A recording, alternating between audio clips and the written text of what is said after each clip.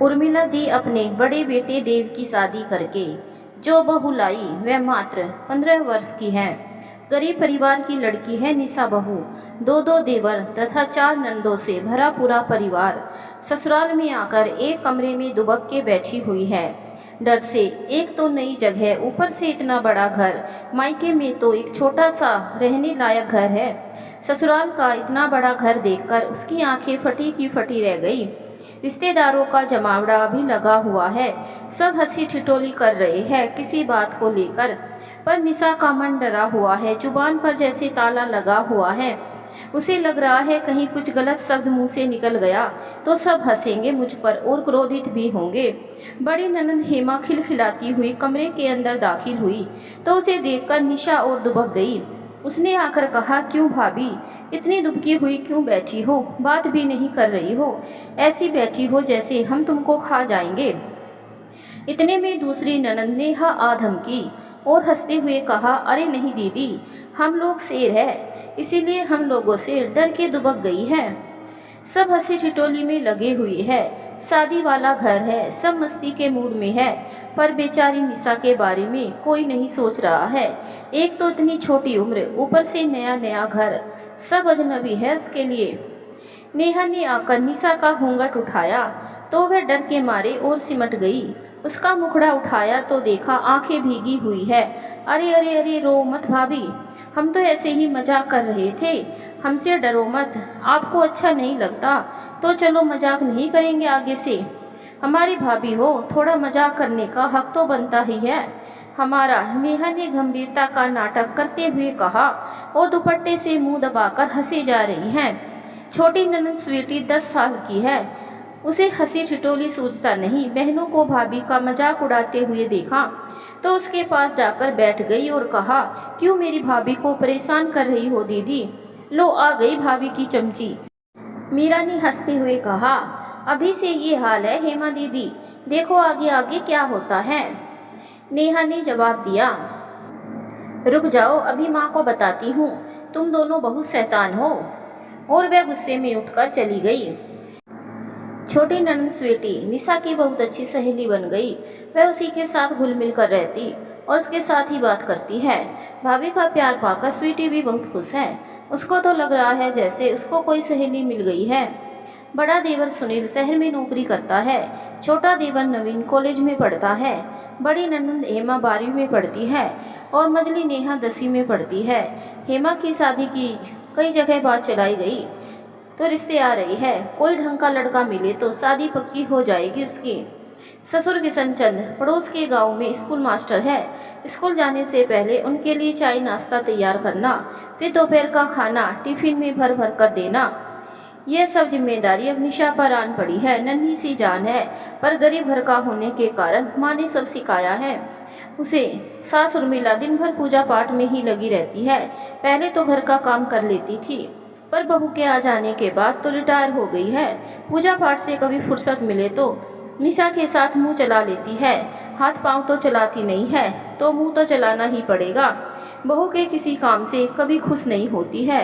अरे तुमने यह क्या कर दिया, यह क्यों नहीं किया, यह चीज़ ऐसी नहीं बनानी थी, यह चीज़ ऐसी बननी थी। आज दाल में ज़्यादा नमक है तो आज मोटी रोटी बना दी।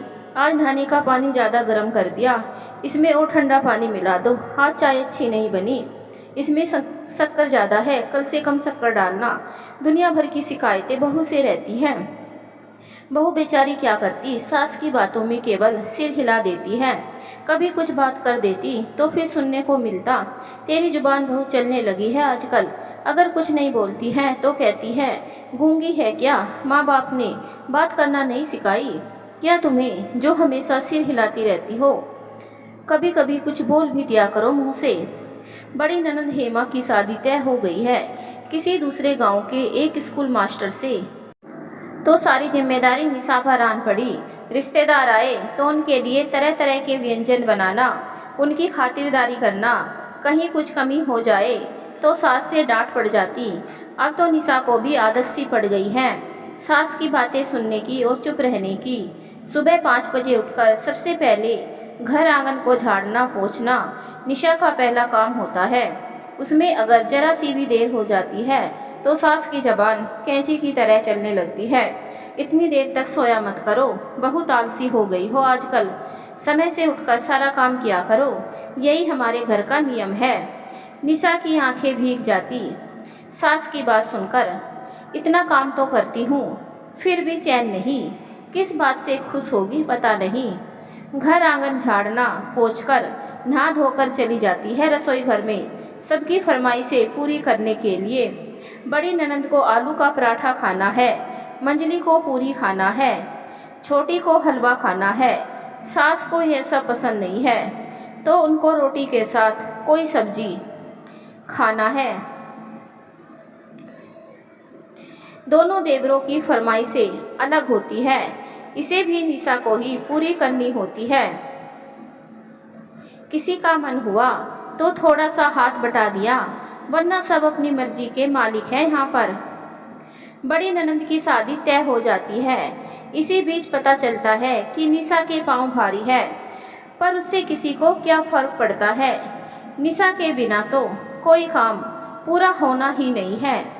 हेमा की शादी हो जाती है और वह ससुराल चली जाती है, पर जब भी कभी मायके आती है फिर वही निशा से फरमाइशें। भाभी रोटी सब्जी नहीं खाना है, आज छोले पूरी खाने का मन हो रहा है।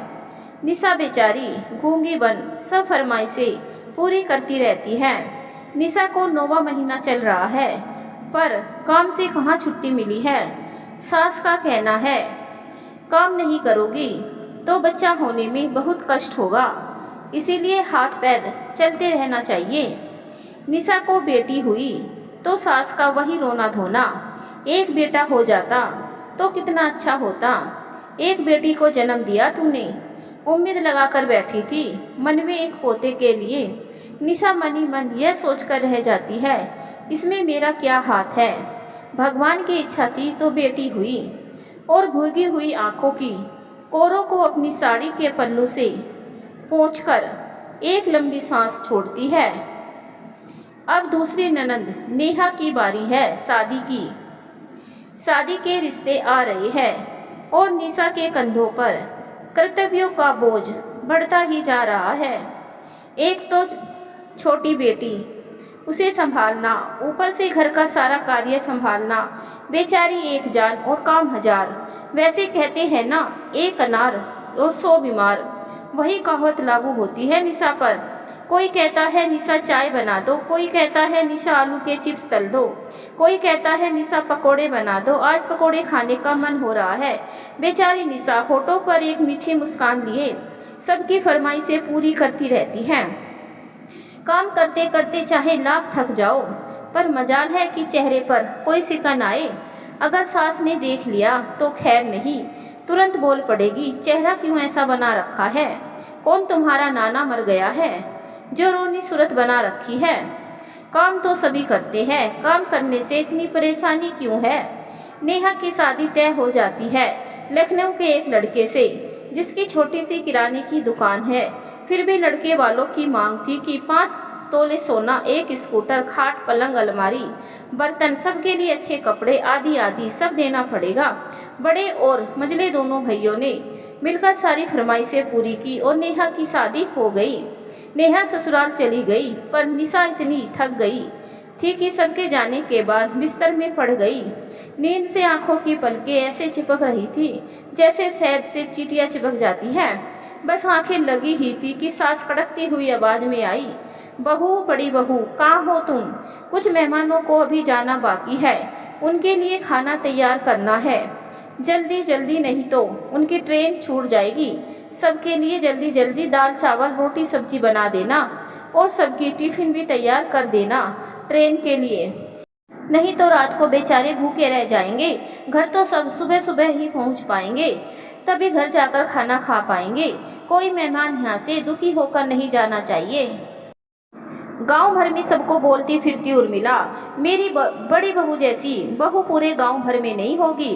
कोई भी काम बोल दो कभी ना नहीं करती, बिल्कुल गो है गो। कभी कोई बात बोल दो तो जवाब नहीं देती। हमारे पड़ोस में जो राहुल है ना, उसकी बहू को देखो, सास ससुर से कैसे मुंह लड़ाती फिरती है। और कोई काम के लिए बोल दो तो चेहरा देखने लायक होता है, और हमारी बहू को देखो, सारा काम हंस हंस के कर लेती है।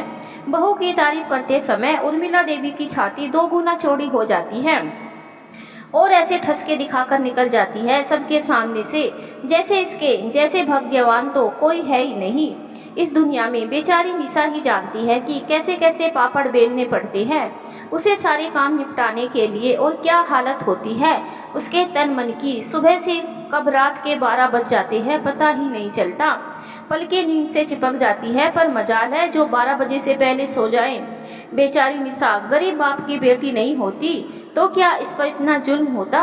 दहेज जो लेकर नहीं आई थी मायके से, माँ बाप और एक छोटा भाई था उसका। कभी अगर वे लोग आ जाते निशा के ससुराल तो सास उर्मिला की बोहें चढ़ जाती और बुदबुदाती, आ गए भीख मंगे यहाँ रोटियां तोड़ने के लिए, घर में खाने को मिलता नहीं है ना, तो रोज रोज अपनी बेटी से मिलने आ जाते हैं खाने के बहाने। एक बार तो निशा की माँ बिना कुछ खाए पिए ही रो रो कर चली गई घर। पीछे निशा चुपके चुपके सास से छुपकर रोती रही। उसके इतनी हिम्मत ही नहीं थी कि अपनी माँ को रोक लेती। उसका पति तो बेचारा एक गूंगा बहरा था जो ना तो अपनी माँ को कुछ कहता और ना ही निशा को कुछ सुनता। 1-2 बार निशा के कहने पर प्रयास भी किया, पर पति देव इतने भले मानुस है कि सुनने का कष्ट भी नहीं किया, और ऊपर से कहा, मुझे तुम लोगों की घर गृहस्थी के बारे में कुछ पता नहीं है। मैं कमा कर रुपये ला कर देता हूँ माँ के हाथों में, माँ ही जाने क्या करना है नहीं करना है। वह जैसे कहती है वैसे ही क्या करो, मुझसे कोई शिकायत नहीं करना। निशा बेचारी क्या करती, मन की बात मन में लेकर रह गई। समय के चक्र को तो घूमना था सो घूम रहा था। एक दिन अचानक निशा को सुबह सुबह उल्टी होने लगी तो सास समझ गई कि उसके पाँव भारी है। सास के समझने से फायदा किया, निशा के 2 दिन के लिए आराम तो नहीं मिला, ऊपर से हिदायतें मिली कि यह मत खाना, अच्छा नहीं होता है सेहत के लिए, इस समय यह खाओ ये अच्छा होता है, बच्चा तंदुरुस्त पैदा होता है। और मेरी तो इच्छा है कि इस बार एक पोते का मुँह देखूं। इस बार मुझे निराश मत करना, जैसे सब निशा के हाथों में है। सब कुछ चाहे दो, पोता दे दो, चाहे तो पोती दे दे। सास की बातें सुनकर निशा ने एक लंबी सांस छोड़ी और भगवान से प्रार्थना करने लगी, हे भगवान रखने ला मेरी लाज इस बार, वरना मुझ गरीब का क्या हाल होगा तुम अच्छी तरह जानते हो। अस्पताल में जैसे ही उर्मिला देवी को पता चला कि निशा ने एक और बेटी को जन्म दिया तो धाड़े मारकर रोने लगी। नर्स दौड़कर आ गई और पूछा, क्या बात है अम्मा, क्यों रो रही हो? आपकी बहू और पोती तो बिल्कुल सही है, उनको कुछ नहीं हुआ है। नर्स को जब सारा मामला पता चला तो अपना सिर पीट लिया। अब तो उर्मिला की मजबूरी थी, निशा को आराम देना ही पड़ा, पर काम करते हुए उठते बैठते बड़बड़ाती रहती। एक तो एक बेटी को जन्म दिया है, ऊपर से महारानी को आराम देना पड़ रहा है। मुझसे अब घर गृहस्थी का काम नहीं होता। अब साक्षी और स्वीटी रह गई थी। उन्हें आवाज़ लगाती और कहती, जरा बाल्टी में पानी भर देना, जरा सब्जियां काट देना, जरा चूल्हे में आग जला दे, जरा आटा गूंद देना, आदि आदि। निशा की छोटी बेटी 6 महीने की हुई थी और इधर बड़े देवर और तीसरे नंबर की ननद की शादी की बात चल गई और फिर निशा की वही दिनचर्या शुरू हो गई। दोनों बच्चों को संभालना और घर के सारे लोगों को भी संभालना। शादी की तैयारियां जोर शोर से चलने लगी। लड़की वाले लड़के को देखने आए और लड़के वाले लड़की को देखने आए। शादी का दिन पक्का करके गए।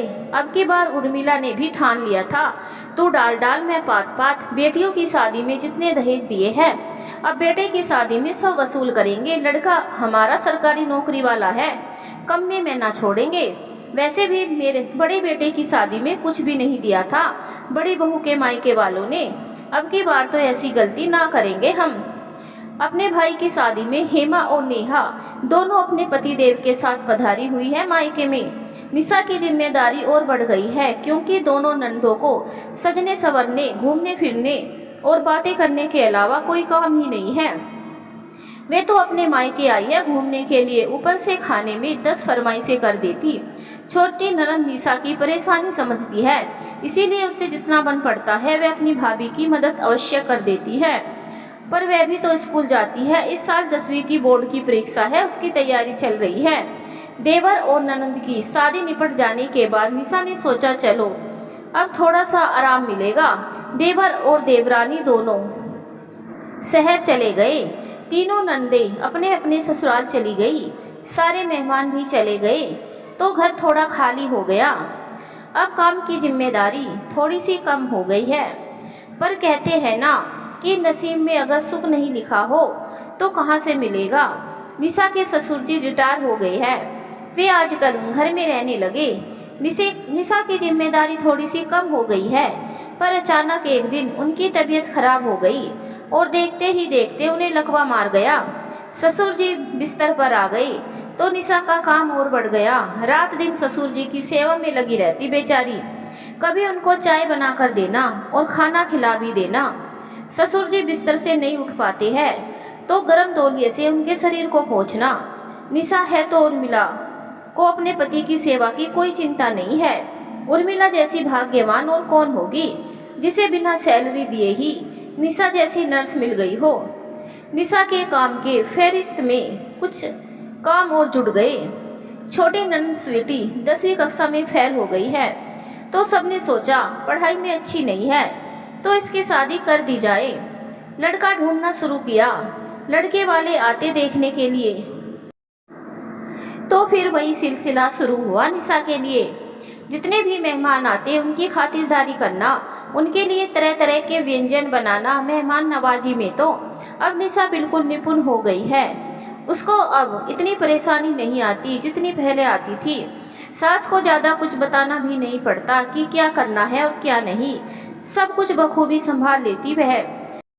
तो खुश होकर सास उर्मिला ने मेहमानों के सामने ही कहा, मेरी बड़ी बहू तो बिल्कुल लक्ष्मी है इस घर के लिए। जब से आई है बरकत ही बरकत है घर में। और मेहमान आए तो क्या खाना बनाना है, क्या करना है, कुछ बताना नहीं पड़ता। आजकल तो मेरी पूरी छुट्टी हो गई है रसोई घर काम से। सारा खाना इसी ने बनाया है। मेहमानों ने जब पकवानों की तारीफ की तब उर्मिला भी अपनी बहू की तारीफ करने में पीछे नहीं रही। निशा के कानों में तारीफ के कुछ शब्द पड़े तो वह भी खुश हो गई। मनी मन सोचने लगी कि सासू माँ आजकल मुझसे खुश रहती है, मेरे काम से खुश है। चलो मेरी मेहनत रंग तो लाई है। और एक सुंदर सी मुस्कान उसके चेहरे पर खिल गई। मेहमान नवाजी के बाद थोड़ी देर शांति से निशा बैठी ही थी कि सास की जुबान चलने लगी। निश्चित होकर आराम से क्यों बैठी हो, मेहमान चले गए हैं तो इसका मतलब नहीं है कि घर में कोई काम नहीं है। घर में आटा खत्म हो रहा है, गेहूं पिसवाना है। पिसवाने से पहले गेहूं की सफाई तो करनी पड़ेगी ना। कौन करेगा सफाई, ये सब बात बताने वाली होती है क्या। अपने ही घर का काम तुम्हें सोच समझ कर सब काम संभाल लेना चाहिए। अब तुम कोई दूध पीती बच्ची नहीं रही हो। सासू माँ की बात सुनकर निशा की दशा फिर से वैसी ही हुई जैसे पहले हुआ करती थी। जुबान चुप और दो आंखों से अश्रु जल। साड़ी की पल्लू से आंसू पोंछते हुए निशा उठकर चल पड़ी गेहूं की सफाई करके पिसवाने का बंदोबस्त करने के लिए। छोटी नंद की शादी पंजाब के एक लड़के से तय होती है जो वहीं पर किसी कंपनी में कार्य करता है। बहुत दहेज की आती है तो लड़के के पिता ने साफ साफ कहा, भाई हमारा लड़का तो नौकरी करने वाला है, दान दहेज में थोड़ा ध्यान रखना। आपकी लड़की ज़्यादा पढ़ी लिखी भी नहीं है, फिर भी हमने पसंद कर ली है। दहेज के बारे में आप चिंता मत करिए, हमसे जितना बन पड़ेगा हम करेंगे। हमारी छोटी बहन है, इसके बाद तो हम भी जिम्मेदारी से मुक्त हो जाएंगे। सुनील और देव ने कहा। पूरे घर में शादी का माहौल था, शोरगुल था। बारात भी आ गई थी। रात पूरी शबाब पर थी। चारों ओर नाचने गाने, धूम धड़ाके की आवाज़ इतनी तेज थी कि कोई बात किसी को सुनाई नहीं दे रही थी। तभी अचानक किसी की बात आकर उर्मिला के कानों में पड़ी। बड़ी बहू बेहोश होकर गिर पड़ी। जल्दी से उर्मिला भाभी को बुलाओ। आवाज़ उर्मिला की ननद की थी जो उसी गांव में रहती है और शादी में आई हुई है। सबने पकड़कर निशा को अपने कमरे में बिस्तर पर लिटा दिया और उर्मिला देवी ने कहा, जाओ जाकर नर्स ममता को ले आओ, वही देखकर बता देगी कि बड़ी बहू को क्या हुआ है। गांव की डिस्पेंसरी में ममता की ड्यूटी लगी हुई थी। सुनील ने जाकर सारी बातें बताई तो वह दौड़कर आ गई। उसने निशा के हाथ की नस पकड़ी और मंद मंद मुस्कुराने लगी। उर्मिला से रहा नहीं गया तो उसने पूछा, क्या बात है नर्स मैडम, क्या हो गया हमारी बड़ी बहू को। अरे कुछ नहीं मौसी, आप फिर से दादी बनने वाली हैं, बधाई हो, ममता ने हंसते हुए कहा। उर्मिला बड़ी खुश हुई और मन में भी आस लगाकर बैठ गई कि अब की बार तो पोता जरूर आएगा घर में। निशा को थोड़ा आराम देना पड़ेगा, वैसे भी बेचारी कितनी दुबली पतली हो गई है। निशा जैसे ही बिस्तर से उठने लगी तो उर्मिला ने कहा, अभी थोड़ी देर और आराम कर लो, हम लोग हैं सब देख लेंगे। और फिर हेमा और नेहा भी तो आई हुई है, उन लोग संभाल लेंगे सब कुछ। निशा सास की बात सुनकर मन ही मन सोचने लगी, आज क्या हो गया है माँ जी को जो मुझे आराम करने के लिए कह रही है। ऐसा तो पहली बार ही हुआ है, कहीं मेरे कान गलत तो नहीं सुन रही है। तभी निशा ने किसी को बोलते हुए सुना कि बड़ी बहू फिर से माँ बनने वाली है। तब उनको समझ में आया कि माँ जी ने मुझे आराम करने के लिए क्यों कहा। वे यह भी सोचने लगी कि अब की बार अगर बेटा नहीं हुआ, माँ जी ने पोते का मुंह नहीं देखा तो पता नहीं मेरा क्या होगा। वह डर गई और भगवान से प्रार्थना करने लगी, हे भगवान, इस बार मुझ गरीब पर कृपा करना, मेरी इज्जत बचा लेना। छोटी ननद को विदाई देते समय निशा की आंखों से झरझर आंसू बह रहे थे। वह स्वीटी को पकड़कर रोई जा रही थी और स्वीटी भी भाभी से लिपटकर खूब रोई। खूब लाड दुलार प्यार दिया है निशा ने स्वीटी को, और स्वीटी ही तो थी जो उसकी मन की बातें और पीड़ा समझती थी। तभी तो जब देखती कि भाभी काम को लेकर परेशानी में है तो आकर हाथ बटा देती थी। घर खूब सुना सुना लग रहा था निशा को स्वीटी के बिना। जब भी स्वीटी की याद आती तो उसकी आंखें भीग जाती। घर के हर एक कोने कोने में उसकी यादें बसी हुई हैं। पोते का मुंह देखे बिना ही निशा जी के ससुर जी चल बसे। ससुर जी की खूब सेवा की थी निशा ने, इसीलिए उनकी मृत्यु के समय फूट फूट कर रोई निशा। सब उसको ढांढस बंधा रहे थे कि हमेशा तो कोई इस दुनिया में नहीं रहता, मत रो निशा। पर निशा का मन कहाँ मान रहा था। वह रोते रोते कहे जा रही थी, नहीं पापा जी नहीं, आपके बिना मैं बिल्कुल अकेली हो जाऊंगी। आपकी सेवा में मुझे बहुत सुख मिलता था, अब मैं किसकी सेवा करूंगी। और कौन मेरे सिर पर हाथ रखकर कहेगा कि तुम मेरी बहू नहीं बेटी हो। निशा का देवर सुनील और देवरानी अलका आई हुई है। अलका पढ़ी लिखी है परंतु निशा का बहुत इज्जत करती है, अपनी बड़ी बहन जैसे मानती है और उससे बहुत घुली हुई है। निशा भी सारी मन की बातें अलका से कर लेती है। आकर सारे कार्य में निशा का हाथ बटाने लगी। उसके साथ साथ रसोई घर में खाना बनाती है और उसे कुछ सिखाती है, कुछ उससे सीखती भी है। दोनों देवरानी जेठानी का प्यार देखकर भी उर्मिला को कभी कभी अच्छा नहीं लगता। वह सोचती है दोनों इतनी बातें करती रहती है, पता नहीं क्या बातें कर रही है, कहीं मेरी निशा को बिगाड़ न दे अलका। इसे इस बात का डर लगा रहता है। कहावत है ना, चोर की दाढ़ी में तिनका, वही कहावत उर्मिला पर लागू होती है। एक बार ऐसी बातों बातों में अलका ने निशा से पूछ लिया, दीदी अब तो सासू माँ आपके साथ खूब अच्छा व्यवहार करती है, आपका बहुत ध्यान रखती है, क्योंकि इस बार पोता जो आने वाला है, स्वीटी की शादी वाले दिन आपको बिस्तर से उठने नहीं दिया था। निशा थोड़ी देर चुप रही, फिर धीरे से कहा, पता नहीं पोता होगा या पोती आएगी, वह तो भगवान ही जाने। शादी वाले दिन तो सबके सामने दिखाना ही था कि वह बहुत प्यार करती है बहू से। पता नहीं सच में प्यार करती है कि नहीं, पर दिनचर्या फिर वही पहले जैसी हो गई है। सुबह 5 बजे उठो और रात के 12 बजे से पहले आप बिस्तर में जा नहीं सकते, और दिन में आराम करना तो पाप है। इस बार निशा की प्रार्थना भगवान ने सुन ली और निशा ने एक लड़के को जन्म दिया। जन्नत जैसे उर्मिला देवी के कदमों में उतर आया हो। चारों ओर सुगंधित फूल ही फूल खिले हुए हो। फूल मुस्कुरा कर कह रहे हैं, लो उर्मिला, तुम्हारी गोदी में पोता आ गया, संभालो इसको, बेटा हुआ है। सुनकर निशा के होठों पर एक सुकून भरी मुस्कान आ गई और मन सागर में जैसे शांति की लहरें हिलोरे मारने लगी। पोता पाकर उर्मिला के पांव जमीन पर नहीं पड़ रहे थे, वह हवा में ऐसे उड़ रही थी जैसे खुशी के मारे विहग उड़ा करती है। उसका मन पंख फैलाकर दूर आकाश में उड़े जा रहा हो और बादलों से जाकर कह रहा है, सुनो बादलों, मेरे घर में मेरा पोता आया है, मैं आज बहुत खुश हूँ, तुम भी खुशी से मेरे साथ झूमो, गाओ, नाचो। बेटे को जन्म देने के बाद जब निशा घर आई तो उसका स्वागत रीति रिवाजों के साथ पूरी शिद्दत से किया गया। सास ने कह दिया, बड़ी बहू अब तुम 1 महीने के लिए अपने कमरे में ही आराम करना और मेरे पोते की देखभाल अच्छी तरह से करना और अपनी सेहत का भी ध्यान रखना। रसोई घर का काम तो मैं संभाल लूंगी, उसकी चिंता मत करना। निशा को लगा एकदम से मेरा ओझा बढ़ गया है। एक बेटे को जन्म देकर क्या बेटियों की कोई कीमत नहीं होती है? बेटियों को सब लोग इस तरह से अलग नजरे से क्यों देखते हैं? बेटियों की परवरिश भी अगर सही ढंग से की जाए तो बेटियां भी बहुत कुछ कर सकती हैं। मैं तो ज़्यादा पढ़ी लिखी नहीं हूँ, पर इतना तो मुझे भी समझ में आता है। मेरे माता पिता ने भी अगर मुझे पढ़ाया लिखाया होता तो इस तरह ससुराल आकर सदैव तिरस्कार तो नहीं सहना पड़ता। मेरे माता पिता बहुत गरीब है, पढ़ाते भी तो कैसे। भगवान ने दुनिया में लोगों को गरीब क्यों बनाया है। बहू, मुझ के नहाने का समय हो गया है, मैंने पानी गर्म कर दिया है, उसे बाहर ले आओ, तेल मालिश करके नहला देती हूँ। अचानक आवाज़ सुनकर निशा की निंद्रा भंग हुई। हाँ माँ जी, लेकर आती हूँ। छोटे देवर की नौकरी लग गई थी बैंक में। उर्मिला बेटे के लिए लड़की ढूंढ रही थी तो शहर की एक लड़की पसंद आई जो बीए तक पढ़ी लिखी है। लड़की वाले जब लड़का देखने आए तो इस बार निशा को अकेला सब कुछ नहीं संभालना पड़ा। सास ने बराबर हाथ बटाया, खाना खाने में, मेहमानों की आवभगत करने में कोई कमी नहीं रखी। यह सब देखकर निशा का मन भी बहुत खुश हुआ। यह सोचकर कि सास का व्यवहार अब उसके प्रति बदल गया है, उसने भगवान को बहुत बहुत धन्यवाद दिया।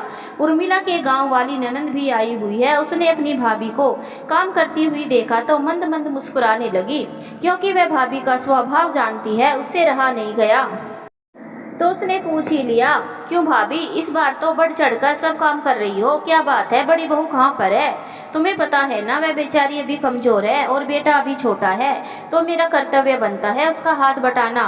वाह भाभी, यह तो नया नया बदलाव आया है तुम में। क्या यह पोते के कारण आया है? तुम्हें जो समझना है समझ लो, मुझे जो समझ में आ रहा है मैं कर रही हूँ। भाभी, आदत नहीं है ना, पहली बार देख रही हूँ, इसीलिए थोड़ा आश्चर्य हुआ। क्यों, मैं पहले काम नहीं करती थी? तुमने कभी देखा नहीं मुझे काम करते हुए? पहले देखा है भाभी, बड़ी बहू के आने के बाद तो कभी नहीं देखा।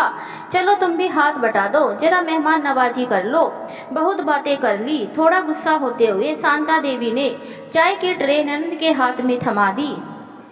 छोटे देवर की शादी की सारी रस्में पूरी हो गई थी। देवर अपनी पत्नी को लेकर शहर चला गया। एक एक करके सारे मेहमान भी चले गए तो निशा को लगा अब जरा चैन की सांस लेंगे। जिम्मेदारी निभाते निभाते बहू थक गई।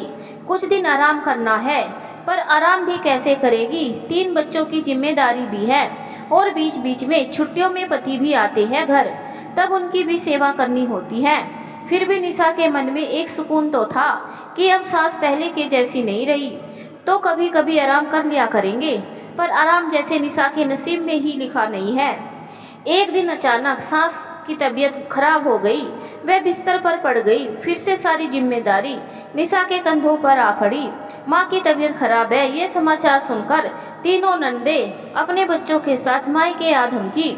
उर्मिला ने सोचा, नंदे आ गई है तो हाथ बटा दिया करेगी तो मेरी जिम्मेदारी थोड़ी कम हो जाएगी। पर ऐसा हुआ कहाँ, आते ही नंदों की वही फरमाइशें शुरू हो गई। भाभी, आज दाल चावल नहीं खाएंगे, आज आलू के पराठे खाएंगे। कोई कहती आज पूरी सब्जी खाएंगे, कोई कहती आज लौकी के कोफ्ते बना देना। निशा ने सोचा था शायद माँ की सेवा करने सब आई है, पर इनको तो घूमने से ही फुर्सत नहीं थी। रोज किसी ना किसी से मिलने के बहाने सज धज कर घूमने निकल जाती और घर आते ही खाने की फरमाइशें। बच्चे भी खाने को लेकर अलग अलग फरमाइशें करते तो निशा की जिम्मेदारी और बढ़ जाती। निशा की सेवा के कारण सास की तबीयत में थोड़ी सी सुधार आई। वह बिस्तर से उठकर बैठने लगी, तभी धीरे धीरे चलने फिरने लगी। उसने अपनी बेटियों की चाल चलन देखी तथा बच्चों की धमा चौकड़ी देखी तो मन ही मन बहुत गुस्सा आया। बेटियों के इस तरह के बर्ताव के कारण उर्मिला के मन में बहू के प्रति दया भाव ने जगह बना लिया। उर्मिला गुस्से से भरी हुई थी। बेटियां जब घूमकर घर आई तो सबको अपने पास बुलाया और कहा, मेरे पास बैठो। माँ को ऐसे गुस्से में देखकर बेटियां भी डर गई और बैठ गई। उर्मिला ने बड़ी शांति से कहा, तुम लोग यहाँ पर क्या करने आई हो? मुझे देखने, सेवा करने या फिर घूमने के लिए? मम्मी, आप कैसी बातें कर रही है? हम आपको देखने ही आए हैं। बड़ी बेटी हेमा ने कहा, आपकी तबीयत खराब है, सुनकर हम सब कुछ छोड़कर आ गए यहाँ पर। और आप कैसी बात कर रही है? दूसरे नंबर की बेटी नेहा ने कहा, मैं घूमने जाना नहीं चाहती थी मम्मी, भाभी का हाथ बटाना चाहती थी, पर दीदी लोग मुझे ज़बरदस्ती पकड़ कर ले गई। मुझे माफ़ कर देना मम्मी, मुझसे गलती हो गई। छोटी बेटी स्मृति ने कहा, बेटियों की बात सुनकर उर्मिला देवी ने अपने क्रोध का संवरण नहीं हुआ तो क्रोध में ही कहा, देख लिया ना मुझे, सेवा भी कर ली मेरी, अब तुम लोग अपना सामान समेट लो। और उर्मिला गुस्से से भरी हुई थी। बेटियां जब घूमकर आई तो सबको अपने पास बुलाया और कहा, मेरे पास बैठो। माँ को ऐसे गुस्से में देखकर बेटियां भी डर गई और बैठ गई। उर्मिला ने बड़ी शांति से कहा, तुम लोग यहाँ पर क्या करने आई हो? मुझे देखने, सेवा करने या फिर घूमने के लिए? मम्मी आप कैसी बात कर रही है? हम आपको देखने ही आए हैं। बड़ी बेटी हेमा ने कहा, आपकी तबीयत खराब है सुनकर हम सब कुछ छोड़कर यहाँ आ गए यहाँ पर, और आप कैसी बात कर रही है? दूसरे नंबर की बेटी नेहा ने कहा, मैं घूमने जाना नहीं चाहती थी मम्मी, भाभी का हाथ बटाना चाहती थी, पर दीदी लोग मुझे जबरदस्ती पकड़ कर ले गई। मुझे माफ कर देना मम्मी, मुझसे गलती हो गई। छोटी बेटी स्वीटी ने कहा। बेटियों की बातें सुनकर उर्मिला से अपने क्रोध का संवरण नहीं हुआ तो क्रोध में ही कहा, देख लिया ना मुझे, सेवा भी कर ली मेरी, अब तुम अपना सामान समेट लो और अपने अपने घर जाओ। अब वही तुम्हारा घर है, रोज रोज यहाँ आकर मेरी निशा बहू को परेशान मत किया करो। निशा नहीं होती तो मैं आज जिंदा नहीं होती, उसी की सेवा के कारण मैं अभी उठकर बैठी हुई हूँ। तुम लोग तो शकल दिखाने भी मेरे पास नहीं आते थे, अब वही मेरी बेटी है, बेटी से बढ़कर है, कोई मेरी बेटी को परेशान ना करे। गलती मेरी ही है जो तुम लोगों को मैंने शुरू में रोका टोका नहीं। अपनी भाभी से सदैव तुम लोग गलत व्यवहार करते रहे और मैं चुपचाप देखती रही। मैंने तुम लोगों को अच्छे संस्कार दिए होते तो यह नौबत कभी नहीं आती। अब मेरी निशा को कोई परेशान नहीं कर सकता मेरे रहते, कहकर उर्मिला उठकर रसोई घर में चली गई। रसोई घर में जाकर देखा स्वीटी वहीं पर भाभी के पास बैठी हुई है। उसने स्वीटी से कहा, स्वीटी तुम भी जाने की तैयारी कर लो, अब मैं ठीक हो गई हूँ, अब जाकर अपनी घर गृहस्थी संभालो। मुझे क्षमा कर दो माँ, गलती हो गई, आगे से ऐसी गलती नहीं होगी। आंखों में आंसू लिए गीता ने कहा, मुझे क्षमा कर दो माँ, तुमने आज मेरी आंखें खोल दी, सचमुच तुम्हारी सेवा करनी चाहिए थी हमें। अपनी नजरें नीची करके नेहा ने कहा, मैंने सबको क्षमा कर दिया, मुझे किसी से कोई शिकायत नहीं है, बस दुख इस बात की है कि मेरी खुद की बेटियों ने मेरी देखभाल नहीं की और एक पराई लड़की ने जी जान लगाकर मेरी सेवा की और मुझे मौत के मुंह से निकाल कर ले आई।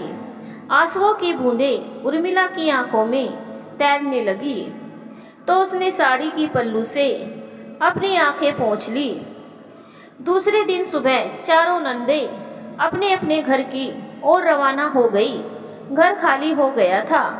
निशा ने सारा कामकाज निपटाकर थोड़ा आराम करने के लिए अपने कमरे में लेटी हुई थी बेटे के साथ। निशा को मन ही मन बुरा भी लग रहा था कि नंदों से माँ जी ने ऐसा कहा, पर मुँह से कुछ बोल नहीं पाई। सबसे ज़्यादा गीता के लिए उसको बुरा लग रहा है क्योंकि स्वीटी दूसरी बहनों से अलग है। सोचते सोचते थकान के मारी उसकी आंखें लगी ही थी कि जानी पहचानी आवाज़ ने उसकी नींद तोड़ दी। मम्मी भूख लगी है, थोड़े से पकोड़े बना दो ना, चाय के साथ खाना है। निशा की बड़ी बेटी सालू स्कूल से आई और आकर मम्मी को आवाज़ लगाई। सालू की आवाज़ उर्मिला के कानों में पड़ी। वह मन ही मन सोचने लगी, सालू भी अपनी बुआओं के नक्शे कदम पर चल पड़ी है। समय रहते सही शिक्षा देनी पड़ेगी वरना पानी सर के ऊपर से निकल जाएगा और मैं हाथ मलती रह जाऊंगी। दोबारा मैं यह गलती नहीं कर सकती। अपनी बेटियों को सही समय में अच्छी शिक्षा दी होती तो आज ऐसी नौबत ही ना आती। आज मुझे उनको स्वयं कहना पड़ा कि तुम अपने अपने घर चली जाओ। बाहर निकलते हुए उर्मिला ने सालू से कहा, सालू तुम जाओ, अपने कपड़े बदल लो और हाथ मुंह धोकर मेरे साथ रसोई में आ जाओ, हम दोनों मिलकर पकोड़े तलेंगे और चाय भी बनाएंगे। मम्मी थक हार कर अभी थोड़ी देर आराम कर रही है, उसे आराम करने दो। बहुत दिनों से वह चक्करगिन्नी की भांति घूम रही है, थक कर चूर हो रही होगी। आखिर वह भी तो इंसान है। अपनी माँ की परेशानी तुम्हें स्वयं समझनी होगी। अपना काम खुद ही संभालना होगा। अभी से थोड़ा बहुत काम करने की आदत डाल लो तो आगे चलकर कोई परेशानी नहीं होगी। अभी तुम्हारी उम्र ही क्या है, स्कूल से आते ही अपनी माँ को आदेश देने लग गई। ऐसी भी क्या थकान होती है स्कूल में जो स्वयं अपना काम नहीं कर सकती। दादी की बात सुनकर आज पहली बार सालू को एहसास हुआ कि माँ भी तो एक इंसान है, उन्हें भी तो थकान होती है। जब से मैं बड़ी हुई हूँ और थोड़ी बहुत समझदार, तब से देख रही हूँ माँ को सबकी सेवा करते हुए। अब मैं बड़ी हो गई हूँ तो माँ का भी हाथ बटाना चाहिए। चलो आज से ही सही कुछ करने की शुरुआत ही कर लेते हैं। सारी बातें सोचकर वह मन ही मन खुशी से मुस्कुरा पड़ी। ठीक है दादी, आप जाओ रसोई घर में, मैं फ्रेश होकर आती हूँ, बड़ा मजा आएगा। दोनों मिलकर आज पकोड़े भी तलेंगे और चाय भी बनाएंगे। मम्मी को भी चाय बनाकर पिलाएंगे। अभी मम्मी से कुछ मत कहना, मम्मी जब देखेगी तो बड़ी खुश हो जाएगी। सालू ने चेहरे पर एक मुस्कान बिखारते हुए मन में उमंग और तरंग के लिए अपने कदम आगे बढ़ा दिए। अपनी दादी के साथ मिलकर सालू ने चाय बनाई तथा पकोड़े तले, फिर प्लेट में सजाकर खुशी खुशी अपनी मम्मी के कमरे की ओर बढ़ गई। दरवाजा खोलकर भीतर जाकर देखा, मम्मी अभी भी सो रही है। पहले तो उसका मन हुआ कि मम्मी को ना जगाए, आराम करने दे, परंतु मन में इतनी खुशी थी कि ज़्यादा सब्र नहीं हुआ। आज पहली बार उसने रसोई घर में जाकर चाय बनाई तथा पकोड़े तले। मम्मी को बताए बिना और खिलाए बिना उसे चैन कहाँ पड़ने वाला था। उसने धीरे से आवाज़ लगाई, मम्मी मम्मी, अब उठो मम्मी, उठकर देखो, मैंने अपने हाथ से आज चाय बनाई है तथा पकोड़े तले हैं, आपके लिए भी लेकर आई हूँ। कानों में किसी की आवाज़ पड़ी तो निशा की नींद भंग हो गई और उसने आंखें खोलकर देखा, सामने हाथ में ट्रे लिए सालू खड़ी है। वह हड़बड़ाकर उठकर बैठ गई। क्या बात है बेटा, चाय किसने बनाई और यह पकोड़े किसने तले? आश्चर्य से पूछा निशा ने। मम्मी, मैंने और दादी ने मिलकर बनाई है, आपके लिए लेकर आई हूँ, खुशी जाहिर करते हुए सालू ने कहा। आज पहली बार सालू को देखकर निशा को लगा कि अब सालू बड़ी हो गई है, समझदार हो गई है। नहीं तो पहले कुछ खाने का मन होता या भूख लगती तो सबसे पहले आवाज़ लगाती, मम्मी ये बना देना, मम्मी वो बना देना। हाँ बेटा, तुम ले जाओ रसोई घर में, मैं आ रही हूँ। दादी की तबीयत तो ठीक नहीं हुई अभी तक। दादी को क्यों कष्ट दिया? मुझे बुला लिया होता तो मैं बना कर दे देती। मैंने आपको आवाज़ लगाई थी परंतु दादी ने मुझे रोक दिया। कहा मम्मी थोड़ी देर आराम कर रही है तो करने दो, उनको परेशान मत करो। चलो हम दोनों मिलकर चाय बनाते हैं और पकोड़े तल लेते हैं। तो मैं चली गई दादी के साथ। अपनी खुशी जाहिर करते हुए सालू ने मुस्कुराते हुए कहा। बेटी के मुंह से यह बात सुनकर निशा को खुशी हुई और मन ही मन सोचने लगी, सासू माँ आजकल मेरे लिए सोचती है। बहुत परिवर्तन आ गया है उनमें, परंतु उनको तकलीफ देना भी सही नहीं है। अभी उनकी तबीयत पूरी तरह ठीक नहीं हुई है। आज चाय तथा पकोड़े में थोड़ा ज़्यादा ही स्वाद लग रहा है निशा को। बेटी के हाथ के जो बने हैं तो स्वाद कैसे नहीं होता। खुशी से स्वयं को रोक नहीं पाई और कहा, पकोड़े तो बड़े अच्छे बनाए तुमने और दादी ने मिलकर। बस मेरे तो सुख के दिन आ गए। बेटी मेरी बड़ी हो गई है, समझदार हो गई है। फिर सास की ओर देखकर निशा ने कहा, माँ आपने क्यों तकलीफ की, मुझे बुला लिया होता। आपकी तबीयत अभी तक ठीक नहीं है। अब मैं पहले से ठीक हूँ बहू। सालू को भी थोड़ा बहुत काम सिखा दिया करो, धीरे धीरे अपना काम करना सीख जाएगी तो तुम्हें थोड़ा आराम मिल जाएगा। मेरी तरह गलती मत करना। अपनी बेटियों को मैंने समय रहते सब कुछ सिखा दिया होता तो बात इतनी आगे नहीं बढ़ती। थोड़ा सा उदास होते हुए उर्मिला ने कहा। सालू जैसे जैसे बड़ी होने लगी तो समझदार बनने लगी। एक तो माँ की देखरेख में सारे कार्य सीखने लगी और दादी भी मौका मिलते ही कुछ न कुछ सिखा देती। देखते देखते सालू 12वीं कक्षा में पहुंच गई। बचपन से ही गांव की नर्स को देखकर उसके मन में एक ख्वाब पनपने लगा था, जिसे पूरा करने का समय अब आ गया। उसने घर में अपनी इच्छा बताई कि वह नर्स बनना चाहती है। सालू नर्स बन गई एवं उसकी पोस्टिंग शहर के एक अस्पताल में हो गई। अब वह शहर में ही रहने लगी। कभी कभी छुट्टी लेकर यह सप्ताहांत में घर आ जाती। घर आती तो पूरी तरह माँ का दर्द बांटने का प्रयास करती। माँ बेटी एक दूसरे के दोस्त की तरह रहने लगी, जिसे देखकर उर्मिला के मन में भी खुशी के पुष्प खिल उठते। वह एक लंबी सांस लेकर मन ही मन सोचती, काश कि मैंने भी अपनी बेटियों को ऐसी शिक्षा दी होती। चलो कोई बात नहीं, बेटियां ना सही, अब मैं अपने पोते पोतियों को अच्छी शिक्षा दूंगी। सालू की छोटी बहन गरिमा भी अब बड़ी हो गई है। अपनी दीदी के शहर रहने के कारण घर की जिम्मेदारी अब उसने अपने ऊपर काफी हद तक ले रखी है। दीदी नहीं है तो दीदी की भूमिका निभाने का प्रयास करती रहती है। निशा का बेटा निखिल भी अब बड़ा होने लगा है। उसे भी निशा अब अपना काम स्वयं करना सिखाने लगी, जैसे स्कूल जाने से पहले जूते में पॉलिश करना, अपने कपड़े स्वयं इस्त्री करना, अपना बस्ता स्वयं जमाना आदि आदि काम उसे समझा दिया है। 12वीं की परीक्षा पास करने के बाद गरिमा ने शहर के एक इंजीनियरिंग कॉलेज में एडमिशन ली। अब वह कॉलेज के हॉस्टल में रहने लगी। निखिल अब 12वीं कक्षा में आ गया। दीदी के हॉस्टल चले जाने के बाद अब माँ के कार्य में हाथ बटाने की जिम्मेदारी निखिल पर थी। घर के छोटे छोटे कार्य में अपनी माँ का हाथ बटाने निखिल आगे आता तो देखकर उर्मिला का मन खुशी से झूम उठता। वह मन ही मन कहने लगती, नया जमाना है तो समय के साथ साथ चलना भी तो आवश्यक है। कल को अगर इसकी बीवी नौकरी वाली हुई तो दोनों मिलकर ही घर गृहस्थी संभालनी पड़ेगी, नहीं तो बेचारी बहू बाहर भी काम करेगी और घर में भी आकर काम करेगी तो कितनी थक जाएगी। आखिर वह भी तो इंसान है। मैंने निशा के साथ जो गलती की है वह मैं पोते के बहू के साथ नहीं होने दूंगी। लड़के को घर का काम काज सिखाना बहुत आवश्यक है। आज के जमाने में लगता है मैं थोड़ा ज्यादा ही सोचने लग गई हूँ। नए जमाने का तौर तरीका थोड़ा बहुत मुझे भी समझ में आने लगा है। अच्छा है उर्मिला, तू भी अब समझदार हो गई है, पहले जैसी बुद्धू नहीं रही। समय इंसान को सब कुछ सिखा देता है। सारी बातें सोचकर उर्मिला देवी के चेहरे पर एक मुस्कान बिखर जाती है। चलो अच्छा ही है जो ये लोग अभी से घर की जिम्मेदारी समझने लगे हैं। शांति और आत्मसंतुष्टि की किरणें उर्मिला के मुखड़े को उज्जवल कर जाती हैं। दोनों पोतियों की शादी करने के पश्चात उर्मिला देवी चल बसी। पोते की शादी तक वह रुक न सकी। मन में इच्छा तो थी परंतु शरीर ने साथ नहीं दिया। या यूं कह सकते हैं कि भगवान ने जितनी उम्र लिखी जी कर चल दी अपने रास्ते।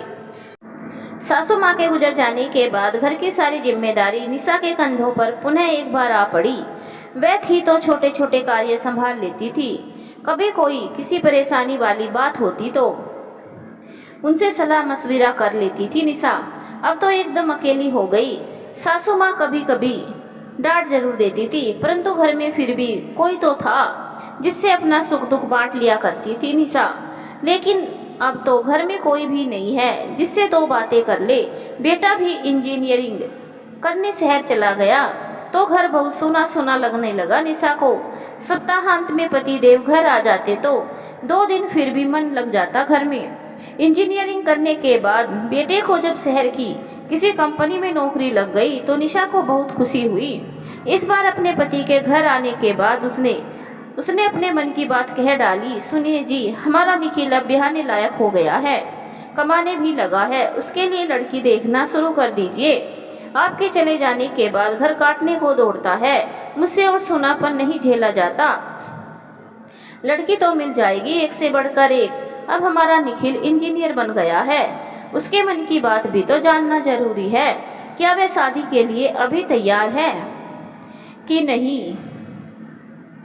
अब की बार वह घर में आए तो तुम उसके मन को टटोलना। बड़ी समझदारी से निशा के पति ने बात कही।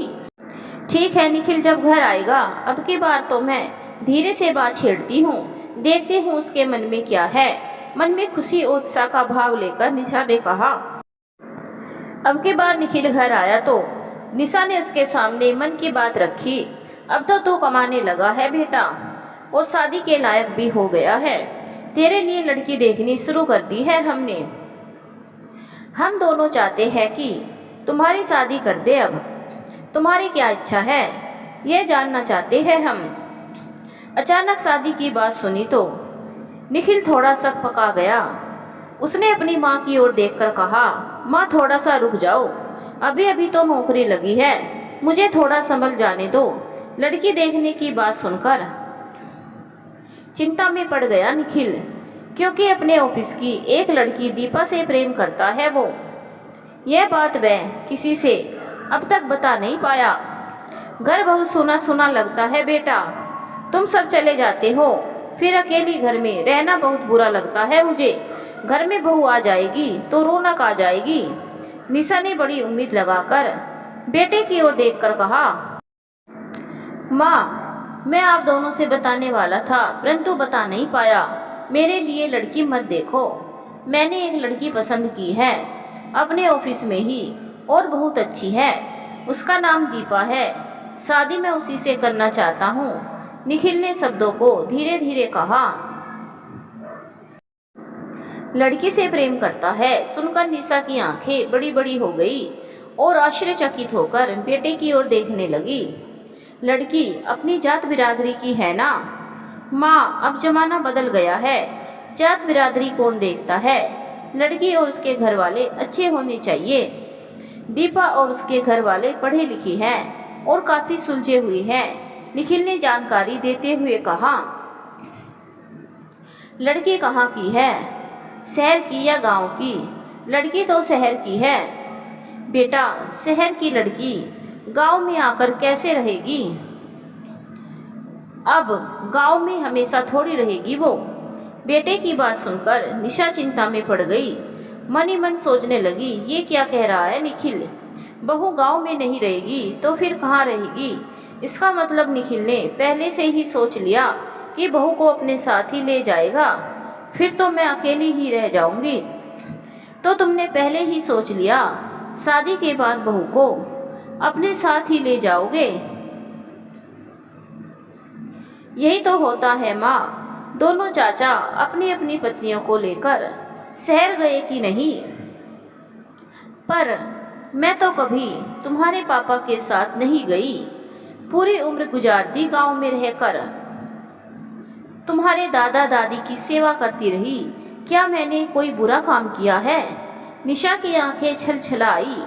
माँ वो गांव में रहना नहीं चाहेगी, शहर की लड़की, और वह भी पढ़ी लिखी लड़की है, वह भी तो नौकरी करती है, नौकरी छोड़कर गांव में कैसे रहेगी? पहले का जमाना और था, तुम्हारी बात भी और थी। तुम गांव की थी और दादा दादी की देखभाल के लिए किसी की जरूरत तो थी ना? हाँ तू ठीक कह रहा है, मैं तो भूल ही गई थी कि लड़की नौकरी वाली है तो कैसे रहेगी मेरे पास। ठीक है, जैसा तू चाहता है वैसा ही होगा। एक दीर्घ श्वास छोड़ते हुए निशा ने कहा, माँ जीवन भर तुम गांव में रही, अब तो पापा के पास जा सकती हो। 2-1 साल पापा के पास शहर में रहकर देख लो कि शहर की जिंदगी कैसी है। शहर चली जाऊंगी तो गांव का मकान कौन देखेगा? मकान में ताला लगा देना। मकान कहीं भागे जा रहा है क्या? पुश्तैनी मकान है, तुम्हारे दादा दादी की यादें जुड़ी हुई है इस मकान से। उन्होंने बड़ी मेहनत से यह मकान बनाया था, कैसे खाली छोड़कर जाऊं? समय के साथ कभी कभी इंसान को बदलना चाहिए माँ। इंसान अगर सीधा खड़ा रहे तो टूटने का डर रहता है, इसीलिए लचीला होना चाहिए। पापा के रिटायर होने के लिए बस 2 ही साल तो बचे हैं। 2 साल शहर में रह लो, देख लो शहर की जिंदगी कैसी है। पापा के रिटायर होने के बाद फिर दोनों मिलकर गांव में आकर रहना। हम तो गांव में आते जाते रहते हैं, आप लोगों से मिलना भी हो जाता है। कभी कभी आप भी शहर में हमारे पास आकर रहना। गांव से शहर बहुत ज़्यादा दूर नहीं है, इसीलिए आने जाने में कोई परेशानी भी नहीं है। बातें समझाते हुए निखिल ने कहा, ठीक है, तेरे पापा आएंगे तो मैं उनसे बात करूंगी, देखते हैं वो क्या कहते हैं। मन में थोड़ी सी उम्मीद, थोड़ी सी निराशा का भाव लेकर निशा उठकर अपने काम के लिए चल दी। निखिल की शादी दीपा से तय हो जाती है। घर में शादी की धूम मची हुई है। इस बार सारी जिम्मेदारी निशा के कंधों पर नहीं है, क्योंकि दोनों बेटियां आ गई थी। शादी में मां का हाथ बटाने के लिए गांव से बारात लेकर शहर जाना है। बाराती कौन कौन होगा? गांव से कुछ लोग जाएंगे और कुछ निखिल के दोस्त और ऑफिस के लोग हैं। भाई की शादी में दोनों बहनें बाराती में शामिल ना हो, ऐसा कभी हो सकता है भला? दोनों बहनें बहुत खुश है कि भाई की शादी में बाराती बनकर जाना है। दोनों ने शहर से अपने लिए नए कपड़े एवं श्रृंगार के सामान लेकर आए। निशा ने दोनों से कह दिया था, तुम लोग अपनी मर्जी से कपड़े खरीद कर ले आना। दीपा के पापा ने बारातियों के ठहरने एवं उनके खान पान से लेकर तमाम चीज़ों में काफ़ी खर्च किए, ताकि कोई कह ना सके कि बेटी की शादी में यह कमी रह गई और वो कमी रह गई। बहुत ही अच्छे ढंग से खुशी भरे माहौल में शादी हो जाती है। निशा ने भी दुल्हन का स्वागत बहुत दिल खोल कर किया। स्वागत में कहीं कोई कमी ना रह जाए, इसीलिए गांव से ही कुछ औरतों को उसने अपने घर में बुला लिया था। पूरी रस्मों रिवाज निभाते हुए बहू का गृह प्रवेश हुआ। निशा का मन आनंद से झूम उठा कि घर में बहू आ गई है। बहू का मुखड़ा देखा तो निशा की खुशी दोगुनी हो गई, क्योंकि बहू बहुत सुंदर है। उसने सबके सामने ही अपनी खुशी जाहिर कर दी। भगवान दोनों की जोड़ी बनाए रखे, मेरी बहू की सुंदरता को कभी कोई आंच ना आए। बहुत सारे गहने, भारी भरकम कपड़े पहनकर नई नवेली दुल्हन पसीने से भीग गई और परेशान हो उठी। आज के ज़माने में भला इतना भारी भरकम गहने और कपड़े पहनकर कौन सी लड़की आरामदायक महसूस करेगी? लड़कियों को तो सलवार कुर्ता या फिर जींस टॉप पहनने में ही ज़्यादा मज़ा आता है। 2 दिन तो दीपा ने सब्र कर लिया, परंतु तीसरे ही दिन साड़ी और गहने उतारकर सुबह सुबह सलवार कुर्ती पहन ली। अपने सास ससुर को सम्मान देने के लिए उनके सामने सिर पर दुपट्टा जरूर रख लिया। माँ ने तो जो बातें सिखाई थी उसका उसने मन से पालन किया। निशा ने जैसे बहू को बिना गहने और साड़ी के देखा तो उसकी आंखें फटी की फटी रह गई। उसे बहू का यह रूप देखकर बिल्कुल भी अच्छा नहीं लगा। वह तत्क्षण बोल उठी, अरे बहू, अभी तो तुम नई नवेली दुल्हन हो, साड़ी में और गहनों में ही अच्छी लगोगी। सारे गहने भी उतार दिए और साड़ी भी उतार दी, यह तो अच्छी बात नहीं है। गांव के लोग देखेंगे तो बहुत बुराई करेंगे। गांव में ऐसा नहीं चलता बहू, आखिर हमारी भी तो कोई इज्जत है और गांव के लोगों की भी इज्जत है। सासू माँ की बातें सुनकर दीपा ने धीरे से इतना कहा, मम्मी साड़ी पहनकर दम घुट रहा था और गहने भी बहुत भारी भारी लग रहे थे, इसीलिए मैंने उतार दिए। 2 दिन तो हो गए हैं, अब मुझसे इतनी भारी साड़ी और गहने नहीं पहने जाते। हमारी तो सारी उम्र गुजर गई साड़ी में बहू, और गहने भी जितना पहनना होता है जरूर पहनते हैं। तुम तो 2 दिन में ही थक गई, ऐसे कैसे चलेगा? थोड़ी सी रुखाई कहा निशा ने।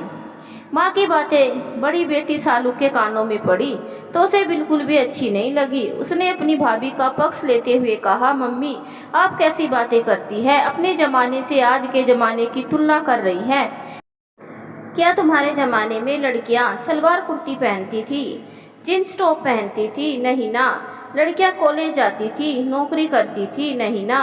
अब भाभी को परेशानी हो रही है तो वो परेशान रहे, ऐसा आप चाहती हैं?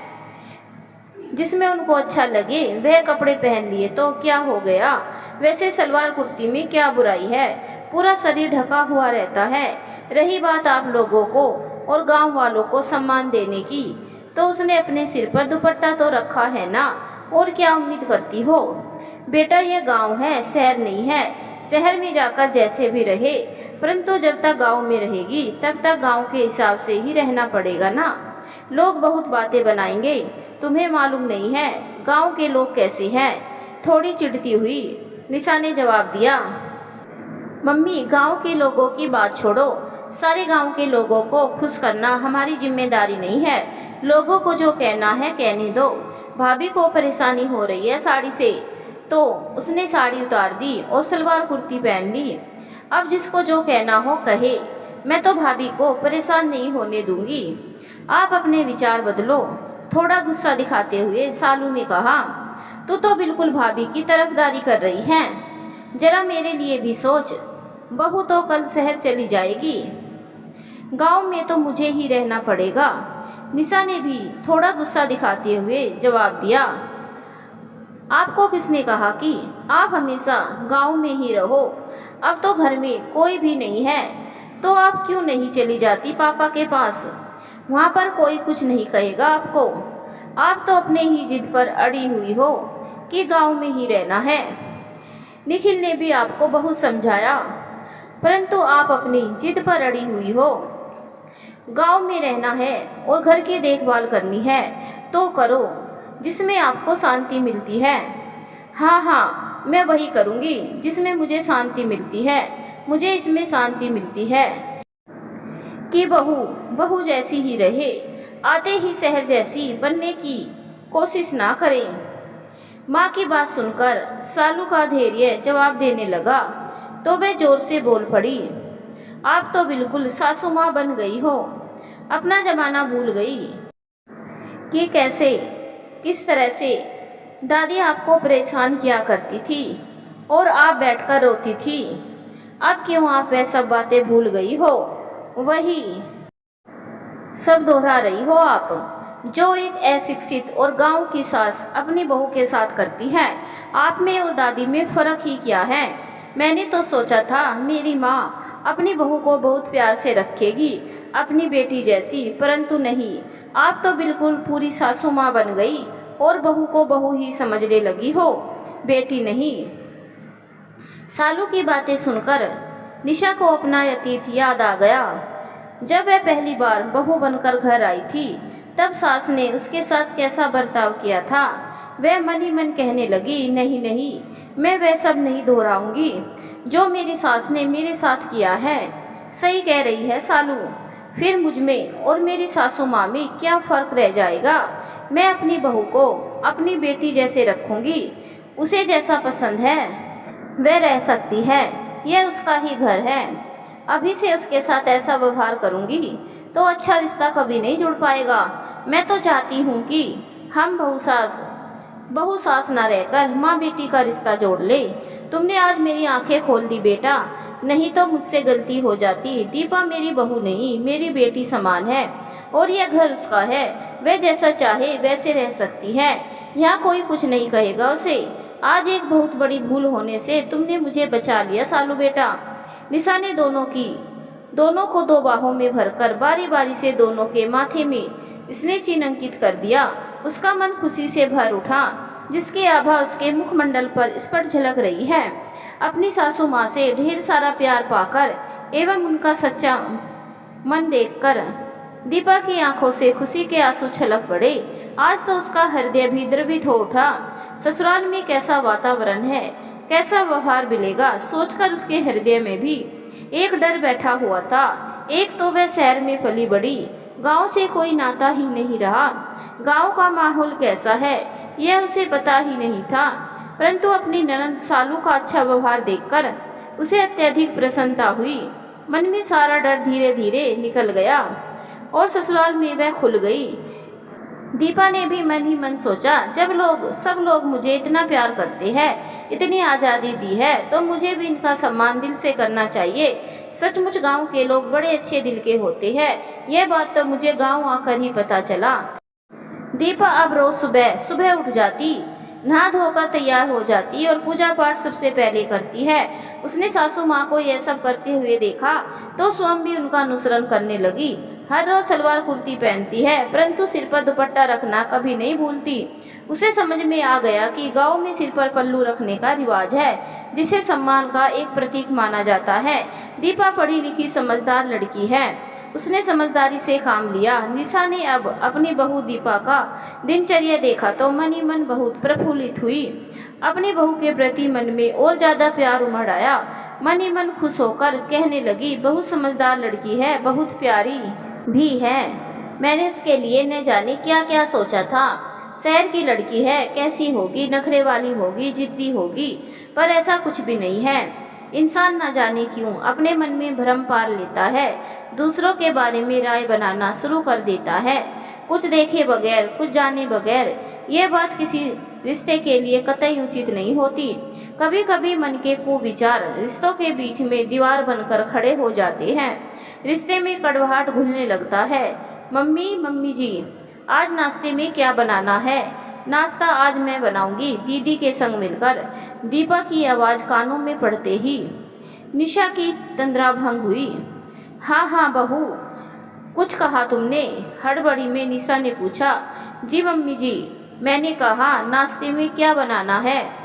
नाश्ता तो सालू बना लेगी बहू, तुम अभी नई नई दुल्हन हो, अभी इतनी जल्दी तुम्हें रसोई घर में जाने की क्या ज़रूरत है? हम लोग हैं ना। नहीं मम्मी जी, बैठे बैठे मैं बोर हो जाती हूँ, इसी बहाने मैं नाश्ता बनाना भी सीख लूँगी। मुझे बहुत अच्छा खाना बनाना तो नहीं आता, अभी मुझे बहुत कुछ आपसे सीखना है। आज सबके लिए आलू के पराठे बना लो, सब लोग दही और अचार के साथ खा लेंगे, और सबके लिए अदरक वाली चाय भी बना लो। आलू के पराठे, मेरी मम्मी आलू के पराठे बहुत अच्छा बनाती है, मुझे भी सिखाया था, परंतु अच्छे से बेलना नहीं आता है, मेरे से गोल नहीं बनते पराठे। अब मैं कैसे बताऊं? कोई बात नहीं, सालू दीदी से सीख लूंगी। बहू को चुप देखकर निशा भी थोड़ी देर चुप रही, फिर कहा, नहीं आता है तो कोई बात नहीं बहू, सालू बना लेगी, तुम धीरे धीरे सीख जाओगी, अभी इतनी जल्दी क्या है? सासू माँ की बातें कानों में पड़ते ही दीपा को होश आया। नहीं नहीं मम्मी जी, मुझे आता है, परंतु बेलते समय कभी कभी बिखर जाते हैं, गोल नहीं बन पाते, वही बातें सोच रही थी मैं सालू दीदी से सीख लूँगी, दोनों मिलकर बना लेंगे, आप चिंता मत कीजिए। शर्माते हुए दीपा ने कहा, सालू, आज आलू के पराठे किसने बनाए? क्या तुम्हारी मम्मी ने आलू के पराठे में घी की जगह पर सोना डाल दिया है? बड़े स्वादिष्ट बने हैं आज आलू के पराठे, सालू के पापा देव ने खुश होते हुए कहा। आवाज कानों में पड़ते ही निशा खुशी से बोल पड़ी, आलू के पराठे आज मैंने नहीं बनाए और न ही घी की जगह पर सोना डाला है, आज आपकी बहू ने आलू के पराठे बनाए हैं, तभी इतने स्वादिष्ट बने हैं। खुशी से मुस्कुराते हुए निशा ने जवाब दिया। बात दीपा के कानों में भी पड़ी। अपनी प्रशंसा सुनकर खुशी से फूली नहीं समा रही थी दीपा। ससुराल में आकर पहली बार तो मैंने कुछ बनाया है, वो भी आलू के पराठे। मेरे लिए तो यह बहुत कठिन परीक्षा की घड़ी थी, परंतु मैं बेवकूफ़ बनाती रही। तुम बड़ी चालाक हो, अपने पति को बेवकूफ़ बना रही हो, झूठ बोल रही हो ताकि मैं कोई फरमाइश ना करूं। बड़ी होशियार हो। मैं किसी को बुद्धू नहीं बना रही हूँ, सचमुच मुझे अच्छा खाना बनाना नहीं आता।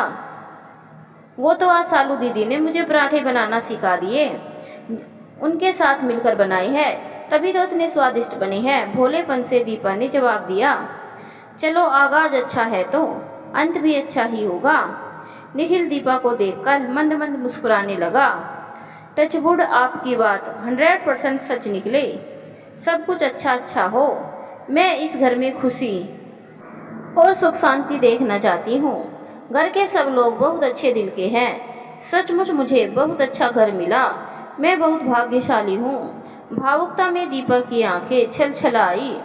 उसने नम आंखों से निखिल की ओर देखा तो निखिल ने उसे खींचकर अपनी बाहों में भर लिया। दीपा ने अपना सर निखिल के सीने पर रख दिया। बारी बारी से एक एक करके विदा होने लगे। पहले गरिमा की विदाई हुई, वह अपने ससुराल पहुंच गई। फिर सालू की विदाई हुई। आज बारी है निखिल और घर की बहू दीपा की विदाई की। दोनों की विदाई देते समय निशा की आंखें पुनः एक बार फिर नम हो गई। ये आंखें हैं ना, न जाने क्यों संतानों को जाते हुए देखकर भावुक हो जाती हैं। लाख इन आंखों को समझाओ पर बात समझ में नहीं आती है। मन की भावना पिघलकर आंखों के रास्ते निकलने के लिए बेताब हो जाती है। दीपा मायके जा रही है, उसका मन तो बाग बाग हो रहा है, खुशियों के पुष्प खिलकर, परंतु फिर भी ना जाने क्यों सासू माँ की आंखों में अश्रु नीर देखकर मन द्रवित हो उठा और आंखों की कोरे भी गीली होने लगी। दीपा सासू माँ के चरण स्पर्श करने के लिए जैसे ही झुकने लगी, निशा ने उसे अपनी बाहों में पकड़कर अपने गले लगा लिया और कहा, इतने दिन न जाने कैसे बीत गए, तुम सबके साथ पता ही नहीं चला। खुशियों के पुष्प से सारा घर महक रहा था। एक एक करके सब चले गए और पूरा घर खाली हो गया। आज मैं पुनः एक बार अकेली हो गई हूँ बहू, दोबारा जल्दी लौट कर आना, मैं इंतजार करूँगी तुम्हारा। कहते कहते निशा का गला भर आया। मम्मी जी जरूर, मैं लौटकर जल्दी आऊँगी, परंतु इस बार आप अकेली नहीं रहोगी, आपको हमारे साथ चलना होगा। मुझे आपसे बहुत कुछ सीखना है, घर गृहस्थी भी सीखनी है और अच्छे अच्छे पकवान बनाना भी सीखना है। अब तक तो पढ़ाई और नौकरी के साथ मैंने कभी इस ओर ध्यान नहीं दिया, परंतु अब समय आ गया है, मुझे यह सब सीखना चाहिए। मन भी करता है कि मैं अच्छे अच्छे पकवान बनाऊं और सबको खिलाऊं।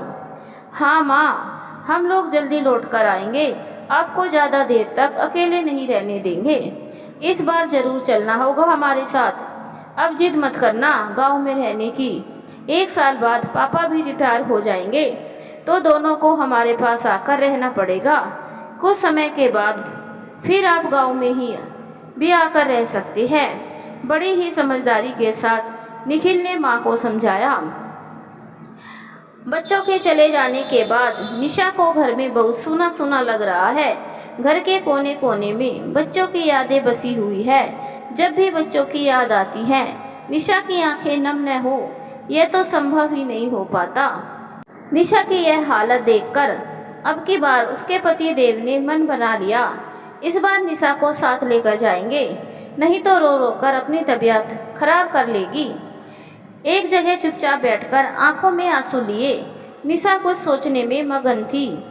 उसके पति देव ने आकर कहा, निशा छोड़ो ये रोना धोना, बच्चे अब बहुत अच्छे से रह रही हैं, रोने की कोई आवश्यकता है ही नहीं। चलो अपना सामान समेट लो, कल हमें भी निकलना है शहर के लिए। निशा ने अपने आंसू पोंछते हुए धीरे से कहा, आपका बैग तो तैयार है, और क्या सामान समेटना है, तुम्हारा अपना बैग भी तैयार कर लो। मैं कहाँ जा रही हूँ, मुझे अपना बैग क्यों तैयार करना है, आश्चर्य व्यक्त करते हुए निशा ने कहा, क्योंकि उसके पति ने उसे बताया ही नहीं था कि शहर जाना है। निशा को इस बार सरप्राइज देने वाला था देव, इसीलिए पहले कुछ नहीं कहा। उसे पता था कि बच्चे चले जाएंगे तो वह रोनी सूरत लेकर बैठ जाएगी, अगर सरप्राइज दूंगा तो खुश हो जाएगी। निशा को अपने कानों पर भरोसा नहीं हुआ, क्योंकि उसके पति ने कभी ऐसा नहीं कहा कि तुम शहर चलो। इस बार जरूर निखिल पापा को समझा कर गया होगा कि मम्मी को अकेली ना छोड़ो, उन्हें शहर ले जाओ। पति की बात सुनकर निशा ने अपने आंसू पोंछे और चेहरे पर एक मुस्कान लेकर कहा, मुझे भी इस बार शहर ले जाएंगे आप? हाँ, विश्वास नहीं हो रहा है मेरे ऊपर। विश्वास भी कैसे होगा, कभी तुम्हें कहा ही नहीं मैंने कि तुम शहर चलो। परंतु इस बार तो निखिल ने मुझे पूरी तरह बदल दिया, मेरी सोच ही बदल गई। मैंने आज तक कभी तुम्हारे बारे में सोचा ही नहीं।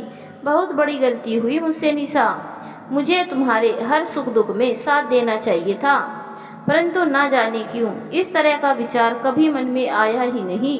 इस बार निखिल ने मुझे कई बातें कहकर झकझोर दिया तो मैंने बैठकर सोचा तुम्हें कितनी तकलीफ होती होगी जब तुम अपने मन की बातें किसी से कह नहीं पाती और आंसू बहाती रहती हो। अपने पति से मन की बातें नहीं कहोगी, पत्नी तो किससे कहेगी। चलो अभी भी देर नहीं हुई है, वैसे भी कहते हैं ना कि देर आए दुरुस्त आए। एक हल्की सी हंसी बिखेरते हुए देव ने कहा। शहर आकर निशा ने अपने पति का घर देखा तो उसकी आंखें बड़ी बड़ी हो गई। पूरे घर में सामान इधर उधर बिखरा पड़ा है। आते ही वह घर को समेटने में लग गई तो उसे देखकर देव ने कहा, कर लेना, अभी तो तुम्हें यहीं पर रहना है और इसी घर को ही संभालना है। अभी अभी तो हम आए हैं, थोड़ी देर आराम कर लो। आज मैं तुम्हें चाय बनाकर पिलाता हूँ। हमेशा तुम मेरी सेवा करती रहती हो, आज मुझे सेवा करने का अवसर दो। पहली बार पति की ऐसी बातें सुनकर निशा शर्मा गई। शर्माते शर्माते ही कहा, कैसी बातें कर रहे हैं आप? सेवा करना तो मेरा धर्म है। आप बैठ जाइए, मैं चाय बनाकर लाती हूँ। यही तो हम गलत करते हैं निशा। सेवा करना केवल पत्नी का धर्म नहीं होता, पति का धर्म भी होता है। निखिल की बातें सुनकर ही मेरी आंखें खुली हैं। सचमुच आज की युवा पीढ़ी की सोच हम लोगों से काफ़ी भिन्न है। निखिल और दीपा दोनों नौकरी करते हैं तो एक दूसरे की सहायता भी करते रहते हैं और सहायता करने में कोई शर्म भी नहीं होनी चाहिए। जो जीवन का आवश्यक अंग है उसे तो निभाना ही पड़ेगा। चलो, देर से आंखें खुली पर खुल तो गई। हमारे समाज में हम केवल बेटियों को सेवा की बातें सिखाते हैं, बेटों को नहीं। यह गलत संस्कार बचपन में ही पड़ जाता है। माता पिता दोनों की जिम्मेदारी होती है बेटा बेटी दोनों को सही शिक्षा दे, जैसे तुमने दिया। मेरी माँ ने भी अगर ऐसी शिक्षा दी होती तो तुम्हें मुझसे मन खोलकर बातें करने में कभी हिचकिचाहट नहीं होती और ना ही मैं तुम्हारी बातें अनसुनी करता। हमारे ज़माने में पिता पुत्र के बीच में बहुत फासला हुआ करता था। मैं तो अपने पापा से हमेशा दूरी बना कर रखता था, कभी भी उनसे खुलकर कोई बात नहीं कर पाया। उन्होंने भी कभी फासला कम करने का प्रयास नहीं किया। लगता था खुलकर बातें करेंगे तो इज्जत में कहीं कमी ना हो जाए या फिर वह नाराज ना हो जाए। पिता पुत्र के बीच में अहंकार जैसा कोई शब्द नहीं आना चाहिए। यह बातें मुझे निखिल ने समझाया। दोनों के बीच में एक दोस्ती का रिश्ता होना चाहिए ताकि मन में कोई बात गांठ ना कर जाए और दोनों के बीच में बहुत बड़ी खाई ना बन जाए। एक ही सांस में सारी बातें कह गया देव। आज उसे पहली बार निशा जी से भरकर बातें करने का मन कर रहा है। मन में पड़ा हुआ गांठ जैसे आज खुल गया हो। आज पहली बार निशा अपने पति के मुख से ऐसी बातें सुनकर हैरान सी अपने पति की ओर देखने लगी। पहली बार उनके हाथ की बनी चाय पी रही है। उसका मन खुशी और आत्मसंतुष्टि के भाव से भर उठा। जीवन का यह बदलाव उसे बहुत भाने लगा। चाय पीते पीते उसने खुशी जाहिर करते हुए कहा, आप बहुत अच्छी चाय बनाते हैं। निशा के मन की खुशी से होठों पर आकर मुस्कान का रूप ले ली और पूरे चेहरे को आलोकित कर दी। माँ को पापा अपने साथ शहर लेकर गए। यह बात जब सालू और गरिमा और निखिल को पता चली तो तीनों बहुत खुश हुए। क्यों ना खुश हो, माँ अकेली गांव में रहती थी। यह बात तीनों को बहुत सताती थी। एक चिंता हमेशा मन को खलती रहती थी, कहीं माँ की तबीयत खराब ना हो जाए या फिर रात को अचानक माँ की तबीयत खराब हो गई तो क्या होगा। तीनों अब चिंता मुक्त हो गए और बहुत खुश भी है। अगर कोई सबसे ज़्यादा खुश है तो वह है निशा। यह नया परिवर्तन, नया जीवन निशा को बहुत भा रहा है। वह तो खुशी खुशी शहर के घर को अपने हिसाब से सजाने संवारने में लग गई। आस पड़ोस के लोगों से भी थोड़ी बहुत जान पहचान हो गई और उम्मीद है दोस्ती भी आगे हो जाएगी। कभी कभी निशा को गांव का घर भी याद आता है, क्योंकि उस घर में वह छोटी सी उम्र में बहू बनकर आई थी। तब से लेकर अब तक का जीवन उसी घर में बीता और घर के कोने कोने से बचपन से इस उम्र तक की सारी यादें जुड़ी हुई है। अम्मा और बाबूजी के साथ बिताए हुए कुछ खट्टे मीठे पल दिल में बसे हुए हैं। निशा अपने काम में मग्न थी। अचानक पति देव ने आकर आवाज़ दी, निशा निशा कहाँ हो? तुम क्या कर रही हो? अरे सालू का फ़ोन आया है, लो सालू से बात कर लो। सालू का फ़ोन आया है सुनकर निशा सारे काम छोड़कर दौड़कर आई और फ़ोन ले लिया। हेलो सालू बेटा, कैसी हो? मैं अच्छी हूँ मम्मी, आप कैसी हो? शहर में आकर कैसा लग रहा है? बहुत अच्छा लग रहा है बेटा, पर गांव की बहुत याद आती है। पता नहीं कैसा पड़ा होगा गांव का घर। मम्मी, आप शहर आ गई हो तो शहर के घर के साथ खुश रहो, खुश होकर जिंदगी जियो। गांव के घर को कब तक याद करके परेशान होती रहोगी। हाँ, तू ठीक कह रही है। तेरे पापा के साथ रहने का मौका जिंदगी में पहली बार आया है। मुझे यहीं पर खुश रहना चाहिए। इस पल को अच्छे से जियो। कुछ महीनों के बाद गांव चली जाना, एक बार पापा के साथ जाना और पापा के साथ ही फिर आ जाना। अब आपको अकेली रहने की कोई ज़रूरत नहीं है।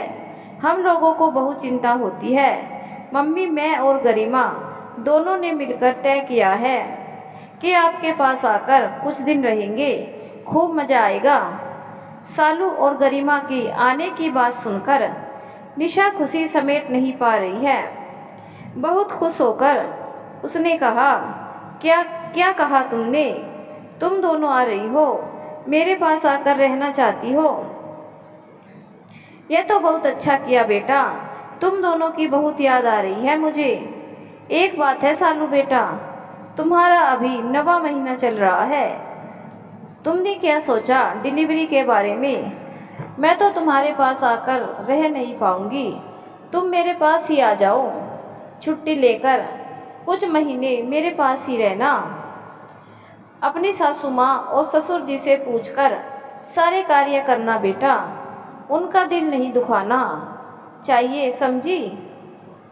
हाँ माँ, उनसे पूछकर मैंने और अनुज ने मिलकर तय किया है कि डिलीवरी तुम्हारे पास कराएंगे और कुछ महीने तुम्हारे पास ही रहेंगे। बहुत मन कर रहा है तुम्हारे पास आने का।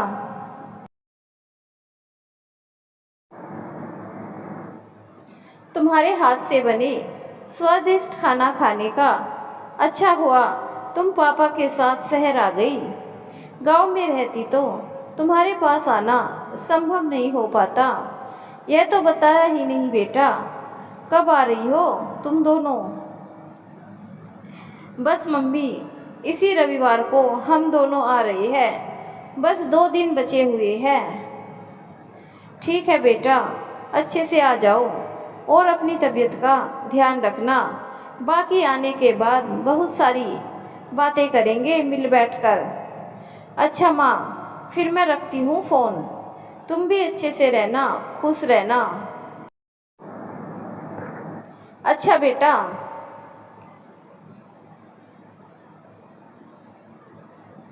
निशा के चेहरे पर खुशी की लालिमा देखकर देव ने पूछा, क्या बात है, इतनी खुश दिख रही हो बेटी से बात करके?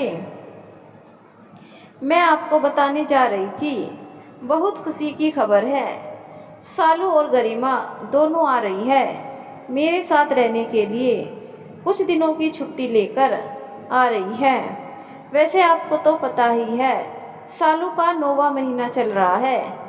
डिलीवरी मेरे पास रहकर कराना चाहती है। मैंने भी कह दिया डिलीवरी के बाद कुछ महीने मेरे पास रहना, मुझे भी अच्छा लगेगा।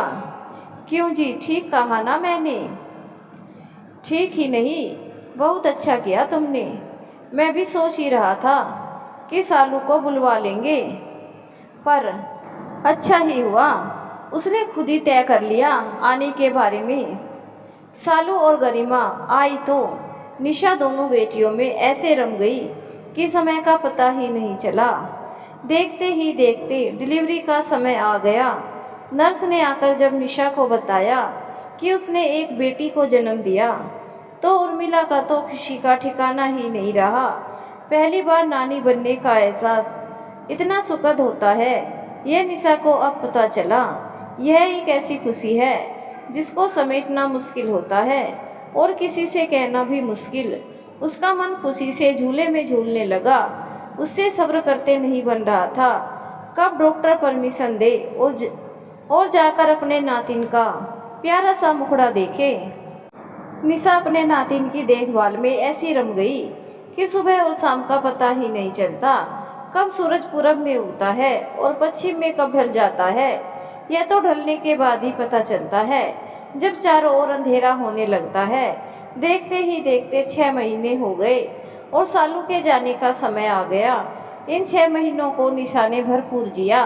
एक बार पुनः जैसे नातिन के साथ साथ स्वयं का बचपन भी लौट आया था। नातिन को कब खिलाना है, कब नहलाना है, कब उसके साथ खेलना है, बस रात दिन इसी में समय कब निकल जाता पता ही नहीं चलता।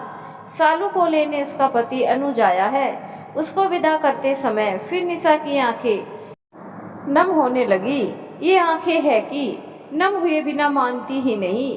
पहले तो केवल सालू को विदा करना होता था, परंतु अब तो उसके साथ दिल का टुकड़ा नातिन को भी विदा करना पड़ रहा है। फिर ये आंखें नम हुए बिना कैसे मानेगी।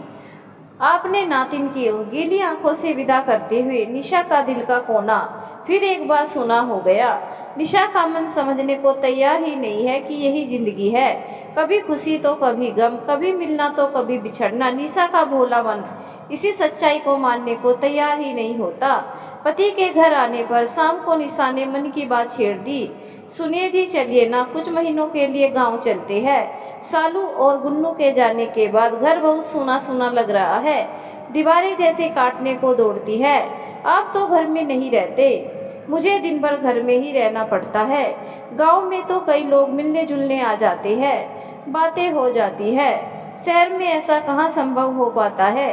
गांव में मेरी बचपन की सहेलियां भी है, उनके साथ समय कट जाता है। घर की देखभाल की भी आवश्यकता है। चलकर देखते हैं घर की क्या हालत है। चलेंगे, रिटायरमेंट का बस 1 महीना रह गया है। 1 महीना और रुक जाओ, फिर हम कुछ महीनों के लिए नहीं, हमेशा के लिए ही गांव में जाकर रहेंगे। बच्चे आते जाते रहेंगे गांव में, मेरा भी गांव में मन लग जाता है। बचपन के दोस्त गांव में ही तो है। मैंने तो मन पक्का बना लिया है कि गांव में जाकर इस बार जितनी अपनी जमीन है पूरी जमीन में फलों के पौधे लगाएंगे। उन पौधों की देखभाल में समय कहाँ से निकल जाएगा पता ही नहीं चलेगा। जब हम नहीं रहेंगे निशा, तब बच्चे आएंगे गांव में और स्वादिष्ट मीठे मीठे फल खाएंगे और हमें याद करेंगे। खुशी की चमक से देव का चेहरा आलोकित हो उठा। आप तो दिन में बैठकर ही बड़े बड़े सपने देख रही है। वैसे बात सही की है आपने, गांव में जाकर हम दोनों के पास कोई काम तो होना चाहिए। पहले तो अपने बच्चों से मन रमा हुआ रहता था, बच्चों से दूर रहकर कहीं ना कहीं मन तो लगाना पड़ेगा। और मन अगर देश की भलाई में लगे तो इससे अच्छी बात और क्या हो सकती है। पति की बातें सुनकर निशा की उदासी थोड़ी दूर हो गई। उसने पति की ओर देखकर एक मुस्कान बखेर दी। अरे वाह, आजकल तुम तो बड़ी समझदारी की बात करने लगी हो, देश के बारे में भी सोचने लगी हो। यह तो बड़ी अच्छी बात है। मैं जानता हूँ तुम्हारा मन शहर में बहुत देर तक नहीं लग सकता। गांव की बात करते ही चेहरे पर मुस्कान आ गई। निशा की ओर देखकर देव ने मुस्कुराते हुए कहा, जिसका पूरा जीवन ही गाँव में बीता उसका मन शहर में कैसे लग सकता है। गाँव मुझे बुला रहा है, माँ बाबूजी की यादें मुझे बुला रही है। निशा ने भी पति की ओर देखकर एक मुस्कान बिखेर दी और पूरे वातावरण में जैसे खुशी की चमक फैल गई। गांव आकर घर में प्रवेश करते ही निशा ने देखा घर की हालत बहुत खराब हो गई है। मकड़ी के जाले पड़े हुए हैं, पूरे घर में धूल ही धूल। फिर क्या था, बिना आराम किए ही लग गई घर की सफाई करने में। ऐसा कभी हो सकता है निशा जहाँ पर हो वह घर गंदा रहे, और वो भी निशा का प्यारा घर जिसमें उसका दिल बसा हुआ है। गांव में आने की खुशी निशा के शरीर में जैसे ऊर्जा भर दी। दुगुने जोश के साथ लग गई अपने घर को फिर से एक बार सुंदर रूप देने के लिए। अरे थोड़ी देर चैन से बैठ लो, घर कहाँ भागा जा रहा है, अब तो यहीं पर रहना है, कर लेना सफाई आराम से। निशा को अत्यधिक उत्साहित देखकर देव ने कहा, इतने गंदे घर में चैन से कैसे बैठूं? पहले सफाई कर लेती हूँ, फिर नहा धोकर शांति से बैठूंगी। आप भी थोड़ा सा मदद कर दीजिए ना, 1 बाल्टी पानी भर दीजिए। मैं घर में पोछा लगा लेती हूँ, पूरे घर में धूल ही धूल है। घर की सफाई करके नहा धोकर रसोई घर में चली गई निशा। ज़्यादा कुछ तो बना नहीं पाएगी क्योंकि अभी तक घर ठीक से जमा नहीं, केवल दाल चावल ही बना दिया जाए। सोचकर दाल चावल चढ़ा दिया। दोपहर का खाना खाकर निशा थोड़ी देर बैठी थी कि गांव की सहेली मीरा आ गई। आजा आजा मीरा, बैठ जा, कैसी है? बहुत दिनों के बाद मिलना हुआ तुझसे। खुशी से चहकते हुए निशा ने कहा। मैं तो अच्छी हूँ, तू कैसी है? सुना अपनी। कैसा रहा शहर में रहना? शहर का जीवन खुशी जताते हुए मीरा ने पूछा। शुरू शुरू में तो अच्छा नहीं लग रहा था मीरा, गांव की याद बहुत आ रही थी। तुम सबकी बहुत याद आती थी। गांव में जैसे एक दूसरे से मिलकर बातें करते हैं, शहर में ऐसा नहीं हो पाता है। सब अपने अपने घरों में व्यस्त रहते हैं। जैसे अभी तू आ गई बिना पूछे। शहर में कहीं जाना है तो पहले देखना पड़ता है कि सामने वाले के पास समय है कि नहीं है, फिर घर की घंटी बजाओ। यहाँ तो बिना घंटी बजाए तू घर के अंदर चली आई। ऐसा काम होता है शहर में। मुझे वो बंधन पसंद नहीं आता। बाद में मेरी दोनों बेटियां आ गई थी मेरे पास, समय कैसे निकल गया पता ही नहीं चला। सब लोग चले गए तो घर बहुत सूना सूना लग रहा था। हाँ, तुम्हें एक खुशखबरी सुनाती हूँ। मैं नानी बन गई हूँ। सालू की बेटी हुई है, बहुत प्यारी है। अरे बधाई हो नानी जी। दूर से क्यों बधाई दूँ? आ गले लग जा। हंसकर मीरा निशा के गले लग गई। अब देख, गांव में मेरा दिल इसीलिए लगता है, कितना अपनापन है हम लोगों में। शहर में अपनापन जोड़ नहीं पाई सब लोग, थोड़ी दूरी बनाकर रखते हैं। मैंने ऐसा महसूस किया। हो सकता है मुझ में ही कोई कमी हो, या फिर शहर की जिंदगी मुझे रास नहीं आई हो। अब तो मैं हमेशा के लिए गांव आ गई। अब मेरी अर्थी गांव से ही उठेगी। अरे शुभ शुभ बोल, इतनी जल्दी मरने की बात क्यों कर रही है?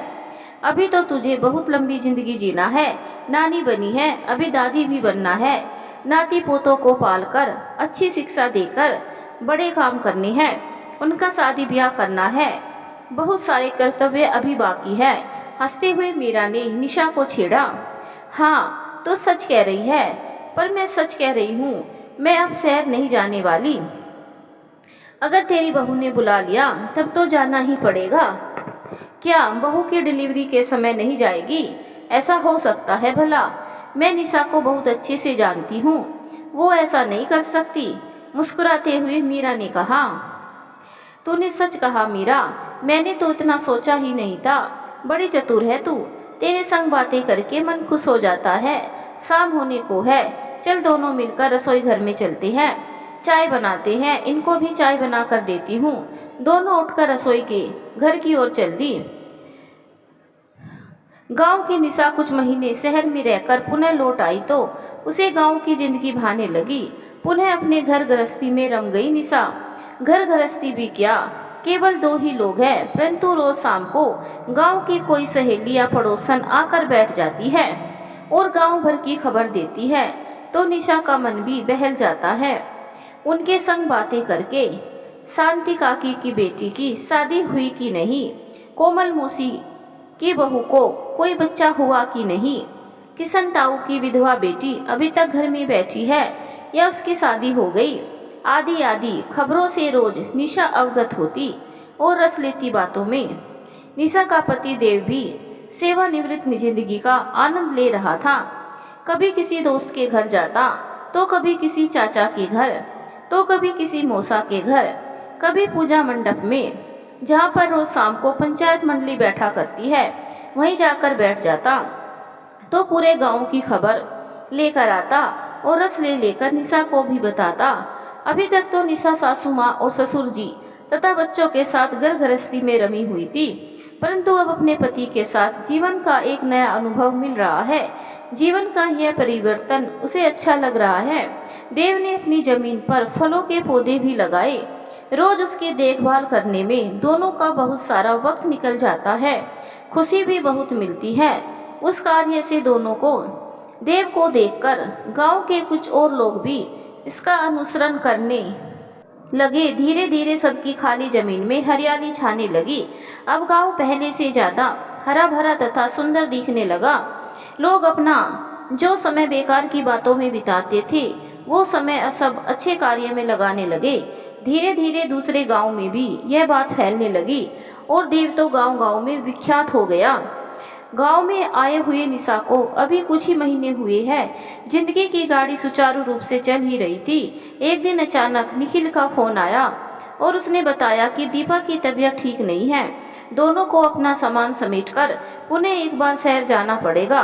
दीपा की तबीयत खराब सुनकर निशा चिंतित तो हुई, परंतु दोबारा शहर जाने के लिए उसका मन तैयार नहीं हो रहा है। शहर की जिंदगी उसे बंधन जैसी लगती है।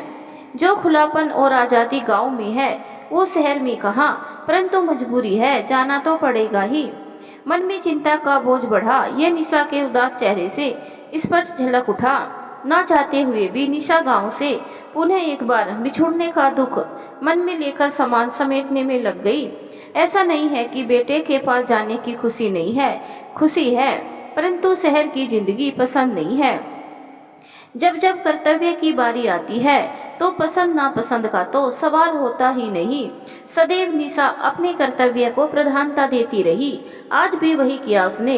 मन की उदासी को अलविदा करने के लिए उसने एक दीर्घ सांस छोड़ा और होठों पर मुस्कुराहट लाकर कर्तव्य निभाने के लिए स्वयं को तैयार करने लगी।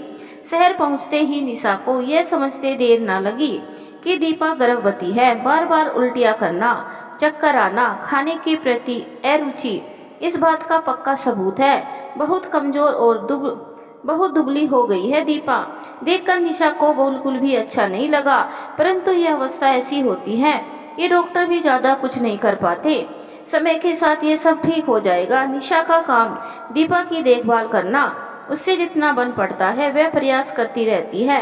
दीपा को क्या खाना पसंद है, क्या नहीं पसंद है, कब क्या खाना है, इस बात का पूरा ध्यान रखती है निशा।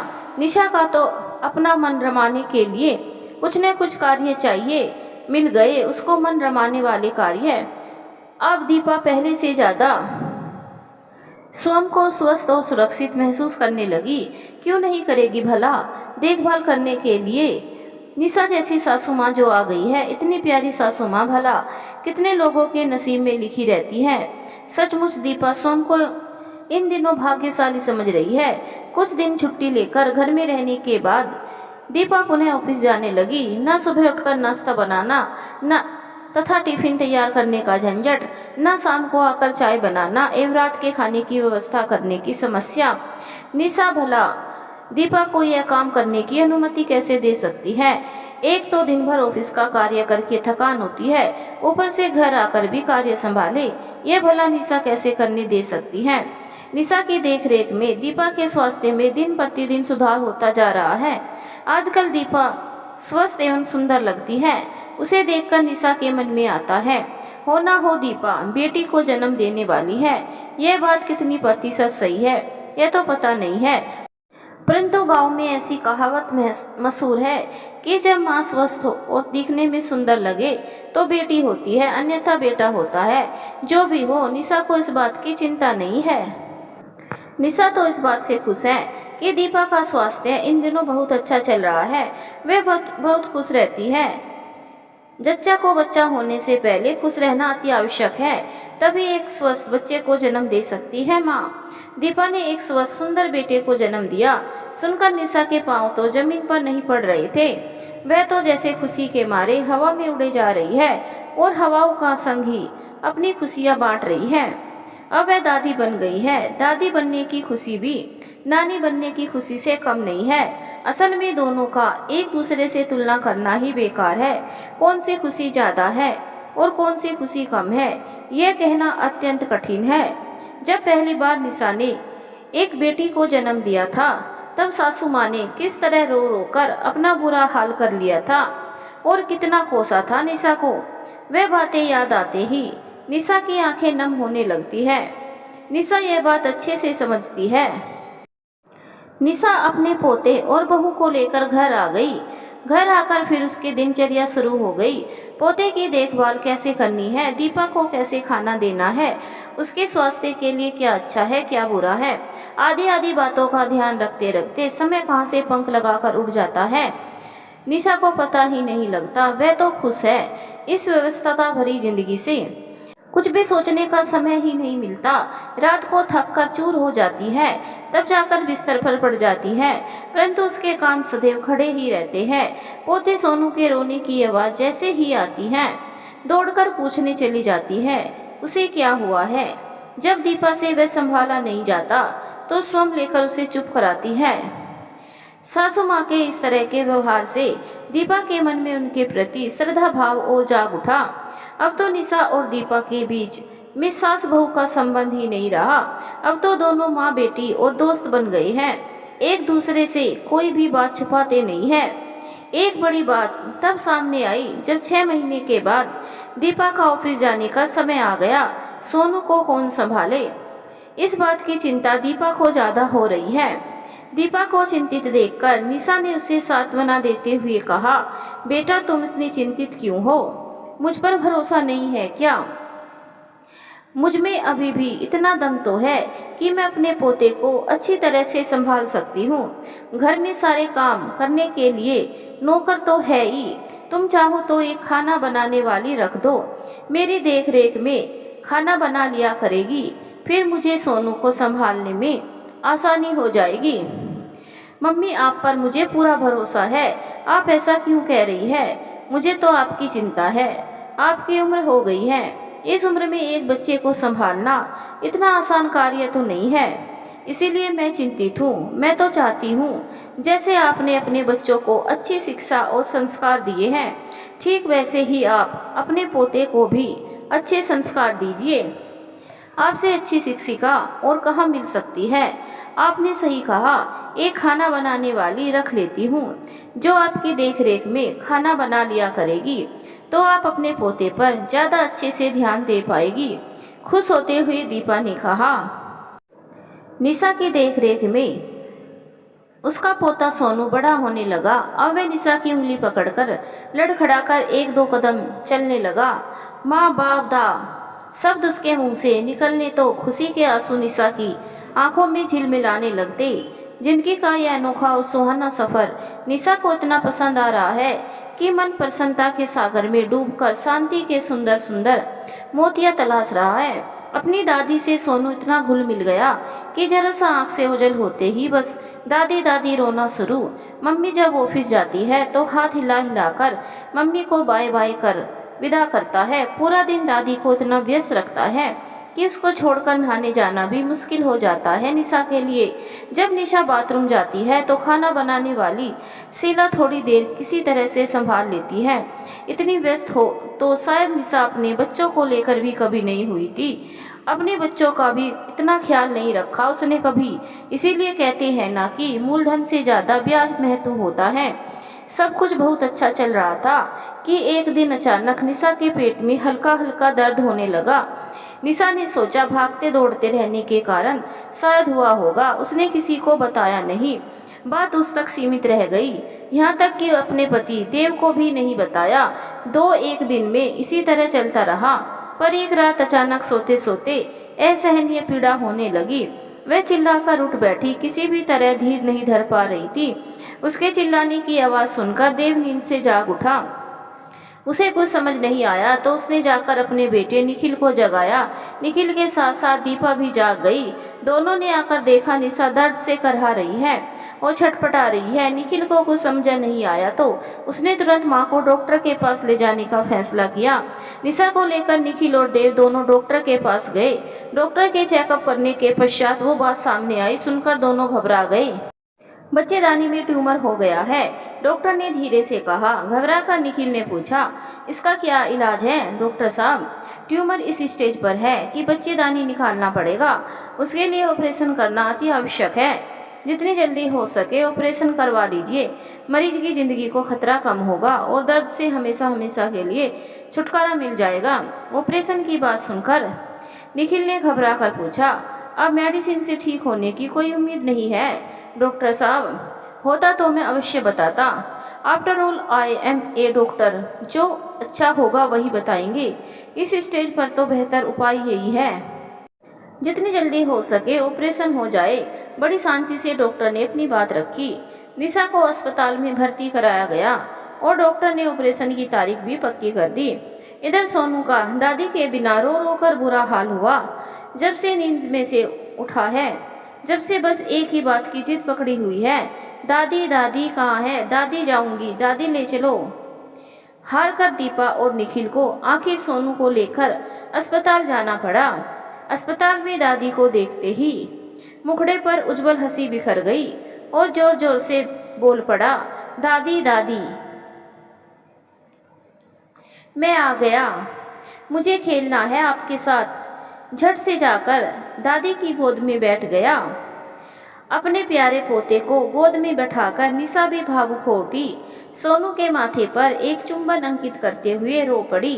अपनी साड़ी के पल्लू से अपने आंसू पोंछते हुए निशा ने कहा, सोनू, मेरा प्यारा सोनू, दादी कुछ दिन अस्पताल में रहेगी, तुम रोना नहीं।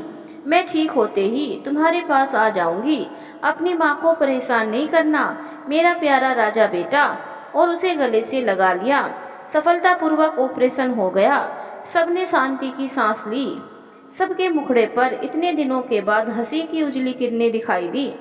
दीपा ने 15 दिन की छुट्टी ले ली अपनी सासू माँ की देखभाल करने के लिए।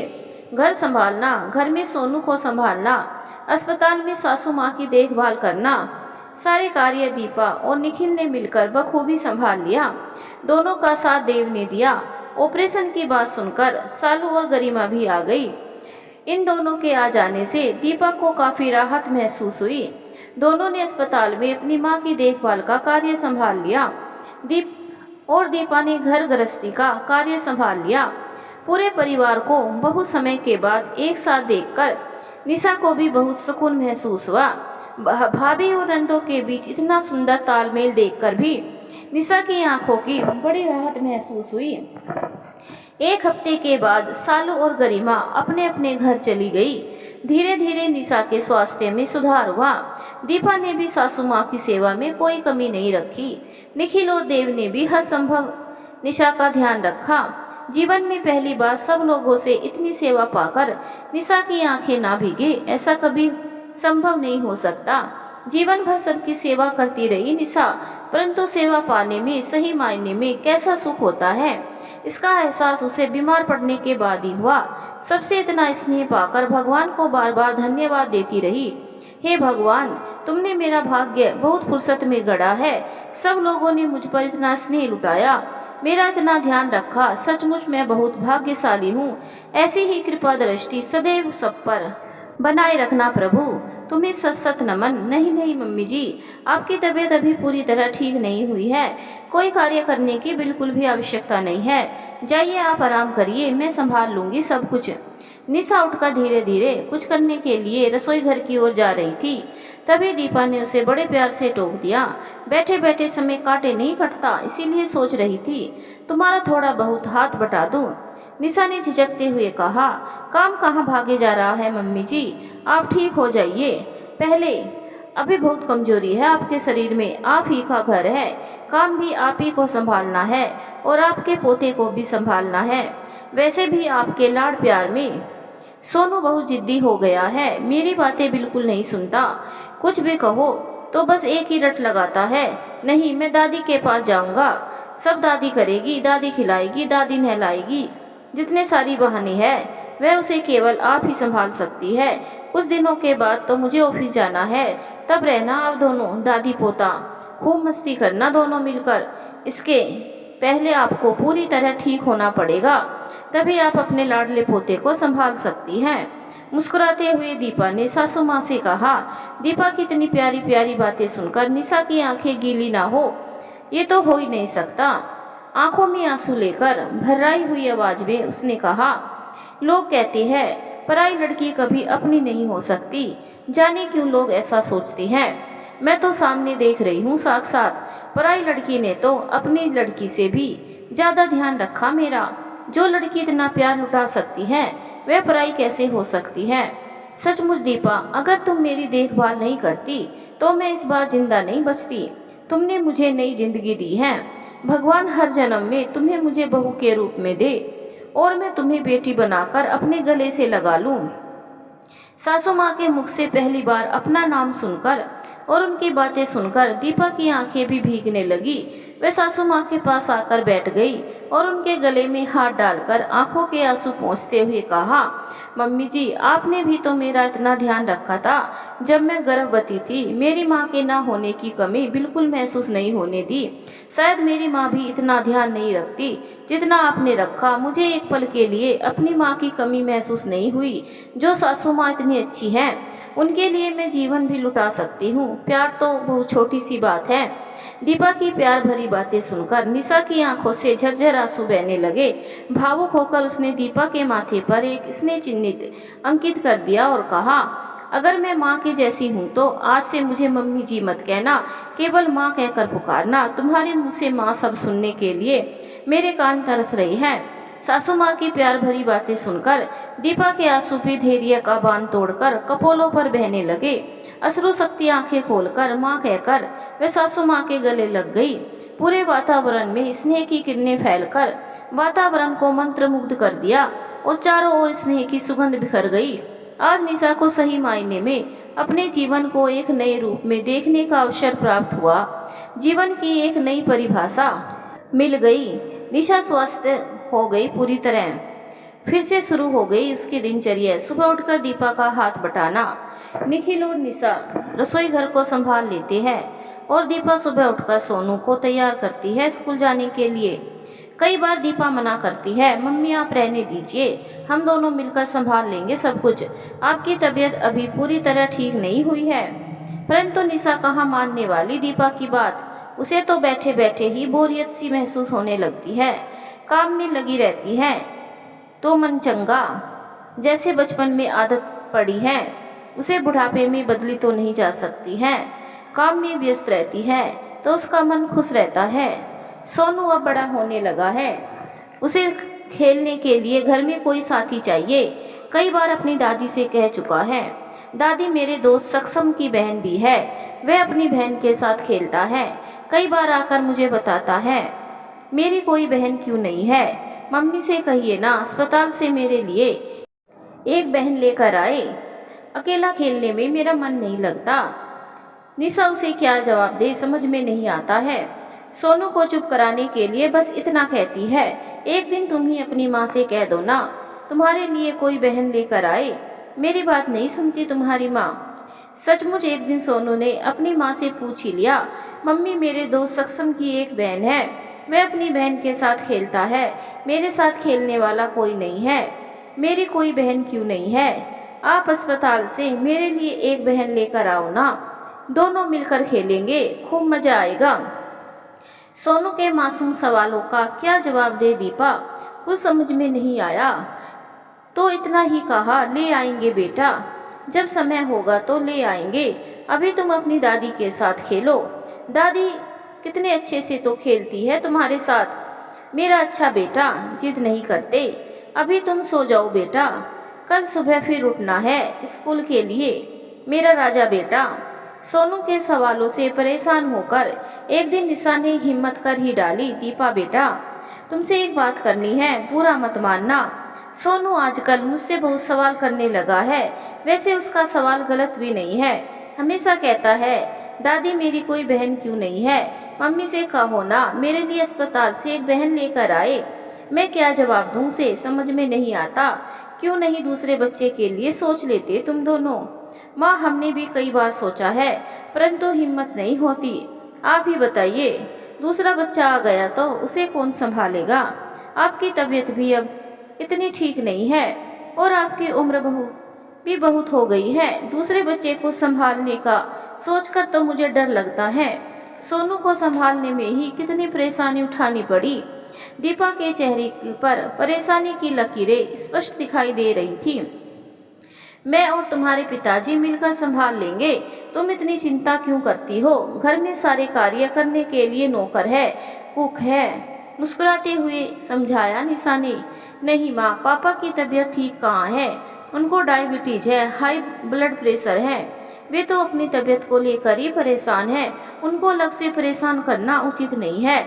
घर में नौकर है तो क्या हुआ, एक बच्चे को संभालना तो बड़ा कठिन काम है। कई काम संभल जाते हैं लेकिन बच्चा संभालना बहुत मुश्किल काम है। आप चिंता मत करिए, सोनू को मैं समझा दूंगी। दीपा ने समझाते हुए कहा, ठीक है बेटा, जैसा तुम लोग अच्छा समझो। मेरे मन में एक बात थी सो मैंने कह दिया, इसका बुरा मत मानना। कैसी बातें करती हो आप, माँ की बात का बेटी बुरा क्यों मानेगी। आप मन में कुछ मत रखिए, मैंने बुरा नहीं माना। अच्छा किया आपने मन की बातें मुझसे की, मन की बातें मुझसे नहीं करेगी तो किससे करेगी। मुस्कुराकर दीपा ने कहा, समय का चक्र चल रहा था जैसा हमेशा चलता है। निशा का समय भी अच्छा ही चल रहा था, परंतु एक रात अचानक पति देव की तबीयत बहुत खराब हो गई। उसे दिल का दौरा पड़ गया। रात को ही आनन फानन में अस्पताल लेकर जाना पड़ा। बड़ी मुश्किल से अस्पताल तक पहुंचते ही थे कि तबीयत और बिगड़ने लगी। जल्दी से डॉक्टरों ने आईसीयू में भर्ती कराया, परंतु समय जब खराब होता है तो किसी से कह कर नहीं आता। निशा का वक्त भी खराब आ गया था। पति देव चल बसे, डॉक्टर उसे बचा नहीं पाए। निशा का बड़ा मन था थोड़ा सा समय निकालकर दोनों मिलकर गांव जाएंगे, कुछ दिन गांव में रहेंगे, घर की देखभाल करेंगे, पर नसीब ने साथ नहीं दिया। मन की इच्छा मन में ही रह गई। एक बार निशा ने बेटा बहू से भी कहा भी था, कुछ दिनों के लिए मैं गांव चली जाती हूँ, तुम लोग छुट्टी लेकर सोनू की देखभाल करो, परंतु दोनों ने मना कर दिया। नहीं माँ, आपको अकेली गांव नहीं जाने देंगे, चलना है तो सब मिलकर चलेंगे। सोनू के स्कूल की छुट्टी हो जाने दो, फिर हम सब मिलकर 2-4 दिन के लिए गांव होकर आएंगे, आपके मन की इच्छा भी पूरी हो जाएगी। बेटा बहू की बातें सुनकर निशा चुप हो गई। ठीक ही तो कहा है दोनों ने, अभी मेरी तबीयत भी पहले जैसी नहीं रही और उम्र भी ज़्यादा हो गई है। ऐसे में अकेले जाकर गांव में रहना भी ठीक नहीं है। बच्चे मेरे बारे में बहुत सोचते हैं, उनके विरुद्ध जाकर कोई काम करना उचित नहीं होगा, मन ही मन सोचा निशा ने। समय बड़ा बड़ा घाव भर देता है। निशा का घाव भी भर दिया। धीरे धीरे वह पहले जैसी हो गई, पर जीवन में एक कमी सी महसूस होती है, पति की कमी। अब घर में अकेली रहती है तो अतीत की उन पगडंडियों में मन विचरने लगता है, जहाँ से जिंदगी का सबसे कठिन रास्ता चलना शुरू हुआ था। पहले पति थे तो सुख दुख बांट लिया करती, पर अब मन ही मन सोचकर ही रह जाती। जितना संभव होता है बच्चों से बांट लेती है, बाकी मन की बात मन में रह जाती है, पर उसने मन को समझा लिया। अब जब तक जीवन है यह कमी तो रहेगी, इसी के साथ जीवन का रास्ता भी चलना पड़ेगा, हंसना मुस्कुराना भी पड़ेगा। बच्चों को खुश रखने के लिए स्वयं को भी खुश रखना पड़ेगा, स्वास्थ्य ठीक रखने के लिए। इसी को तो जिंदगी कहते हैं। मेरी जिंदगी में भगवान ने सब कुछ तो दिया है, फिर पीछे मुड़ मुड़ कर देख कर मन में उदासी भर लेने का कोई अर्थ नहीं है। एक दिन सबको इस दुनिया से छोड़कर जाना पड़ता है, मुझे भी एक दिन जाना ही होगा, परंतु जब तक जीऊं क्यों ना बच्चों के साथ खुश रहकर जिंदगी गुजार दूं। मुझे खुश देखेंगे तो बच्चे भी खुश रहेंगे। मैं एक माँ हूँ, बच्चों की खुशी के लिए तो मुझे सोचना ही पड़ेगा। मैं ऐसा कोई कार्य नहीं करूँगी जिससे बच्चों के चेहरे पर चिंता की लकीरें उभर आए। भगवान ने मुझे एक अनमोल तोहफा दिया है, सोनू के रूप में। सोनू है ना, जीवन के खालीपन को दूर करने और खुशियां भरने के लिए। सारी बातें सोचकर निशा के चेहरे पर एक मुस्कान बिखर गई और जीने की ऊर्जा मिल गई।